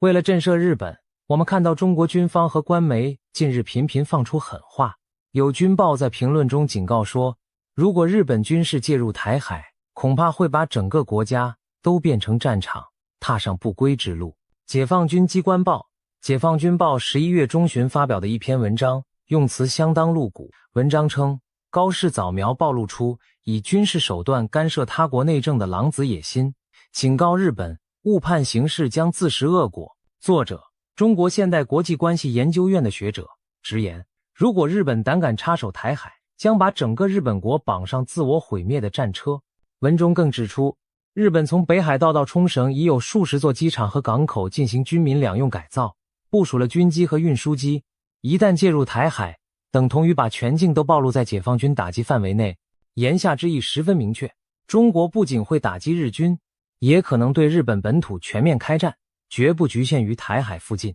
甚至中国一些民族主义媒体更发出威胁，日本若不汲取1945年的教训，难免重蹈覆辙。这几乎是在暗示日本可能重演二战末的悲剧。众所周知，当年日本本土在二战末期遭受毁灭性打击，包括东京大轰炸、广岛长崎原子弹。如今中国媒体重提这段历史，俨然是在敲打日本，别忘了你曾被炸平过一次。如此露骨的恫吓，不禁让人想起2021年某解放军相关机构发布的一段疯狂视频。视频扬言，一旦日本介入台海战事，我们就对日本进行核打击，而且要不间断的打，直到日本无条件投降。这段骇人的核威胁宣传片当时在网上疯传，震惊了国际社会。虽然稍后中共官方没有正式承认那是官方观点，但也从未明确否认或谴责。可见在中共内部确有一股极端强硬思潮，视日本为宿敌，一有风吹草动就搬出核武吓人。不难想象，北京高层现在一定在讨论军事选项。如果最终日本真的协防台湾，中国是否要先发制人打击日本基地？要不要对驻日美军发动攻击？这些疯狂的想定，在解放军的沙盘推演中绝不是禁忌话题。然而，真要走到那一步，意味着中美日将展开世界上最可怕的大国战争。这其中稍有误判，就是灾难性的后果。眼下，我们正处于一个危险的十字路口，一边是中国方面怒不可遏，拉响战鼓，另一边，美日同盟则并肩而立，寸步不让。美国总统虽在某些场合对盟友有抱怨之词，例如媒体提到他曾说，很多盟友也不是真朋友，但在大是大非上，美国整体战略没有动摇，那就是联手日本、韩国、澳洲等盟国，共同围堵中国。2023年美日韩在美国戴维营举行三边峰会，建立更紧密的安全合作机制。美英澳之间的奥克斯联盟为澳洲配备核潜艇，也是直指中国海上扩张。可以说，整个印太地区正在形成新冷战般的阵营对抗，中国和俄罗斯走近，而对面是美日为首的民主联盟体系。在这个大局下，高市早苗上台，公开选边，美国顺势推波助澜，就更加快了集体对抗的态势。对北京而言，实在是腹背受敌，四面楚歌的感觉。北边有美韩同盟，东边有美日同盟，南边有美澳印太伙伴，连欧洲英法等国也派舰来亚洲示威，仿佛封锁圈正在逐步成型。中共当局现在内有经济放缓、民怨滋长的压力，外有强敌环伺，自然格外焦虑。这也解释了为何他们对日本的风吹草动如此敏感，反应如此剧烈。高市早苗不过讲了几句大实话，却戳中了中共最痛的神经，害怕美日联手压制中国。面对这样剑拔弩张的局面，我们不禁要思考，未来会怎样发展？中南海的炸锅还会持续升温吗？有一种观点认为，中共现在雷声大雨点小，主要是做做姿态给国内看，真不至于为了高市的几句话就跟美日摊牌。然而，也有人担心，中国可能进一步采取危险行动。例如，有分析指出，中国近期已在日本附近加大军事存在，解放军的舰队频繁出现在日本周边海域，上个月还首度绕行日本全境航行，轰炸机、无人机也多次贴近日本领空巡航。接下来，不排除中国会在东海或台海搞大型军演，划设禁航区，以半实战方式对日美进行警告。还有人忧虑，中国会不会借口所谓日本核污水排海及福岛处理水排海事件或历史问题，鼓动国内民粹情绪，发动抵制日货，冲击日本在华企业，甚至挑起有限度的冲突来教训日本。毕竟中共内部强硬派可能觉得需要以战止战，用小规模摩擦逼日本后退，这种铤而走险并非没有可能。可是，一旦中日真发生军事摩擦甚至流血冲突，按照美日安保条约，美国几乎必定介入，到那时局势就不再受任何一方控制，而有滑向大战的可怕风险。谁都清楚，中美日都是拥有强大军力的国家，一旦直接交火，后果将极其严重，可能摧毁亚太数十年的繁荣，甚至威胁数亿人的生命安全。中共内部理智的人士应该明白，真打起来，中国未必捞得到便宜。日美军事同盟的综合实力仍远在中国之上，中国如果轻启战端，很可能遭受毁灭性打击，国内政权不稳更甚。这大概也是为什么北京尽管叫嚣，仍暂时停留在经济和文宣报复层面，没有真的去撞那道红线。当然，反过来说，日本和美国也必须慎重冷静，不让局势误判升级。高市早苗此刻赢得了一定国内支持，但他未来也要权衡国家利益。日本最终的目标是下阻战争，保卫台海和平，而不是引爆战争。所以，日本在强硬表态的同时，还是会与美国一起加强威慑，让北京认识到动武无胜算，从而保持克制。美国方面，无论谁执政，也需管控危机，不让某个擦枪走火引发无可挽回的灾难。因此，接下来我们可能会看到双方都继续摆出强硬姿态，同时背后透过某些管道试图降温。或许中国会在未来的外交场合寻求某种台阶，比如要求美日澄清，不支持台独之类，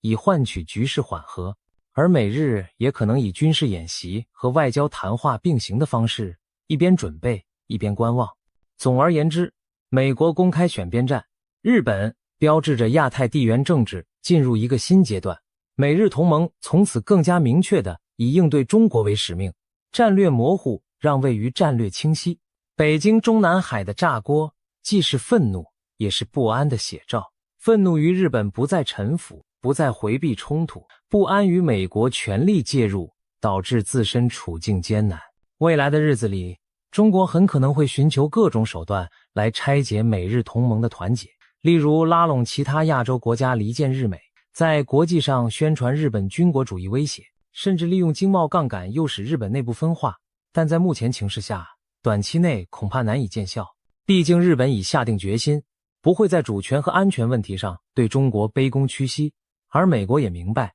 维系盟友信心比讨好北京更重要。台海的安危，东海的稳定，现在仅仅系在美日共同对华战略上。这场博弈最终会如何收场，没有人能给出确切答案。我们只知道，历史的车轮滚滚向前，亚洲的未来正处在关键的转折点。70多年前的1945年，硝烟终于在东亚消散，日本战败，美中并肩作为同盟，赢得了和平。80年后的今天，美中却几乎走到兵戎相见的边缘，而日本再次站在美国一侧，准备抗衡昔日的宿敌中国。这似乎是历史无情的轮回，又像是一场新的大博弈即将开局。不演了，选边站了。美国和日本的态度已经再清楚不过，要战便战，我自奉陪。这句话传到了中南海里，犹如一声惊雷。接下来就看中国敢不敢应战，又能不能承受这场决裂的后果。如果理智尚存，各方仍有回旋余地；若仇恨与狂热战胜理智，那地平线上也许真会涌现战火，世界屏息以待亚太的下一步走向。我们希望这出紧张的大戏最终能以和平收场，各方寻得新的平衡，但我们也不得不做最坏的准备，迎接可能的风暴。不管怎样，现在的局势可谓山雨欲来风满楼，历史已经在聚光灯下展开新篇章。美日同盟携手站定，中国会如何接招？全世界都在拭目以待。让我们祈愿理性终将占上风，避免重演上个世纪那场浩劫。但有一句话可以确定，从此刻开始，亚洲的未来将因这场不再演戏的选边站队而改写。战与和的抉择就在当下，每一方都将为自己的选择承担历史责任。我们只能希望，在经历这场惊心动魄的对峙后，迎来的是持久的和平，而不是毁灭的战火。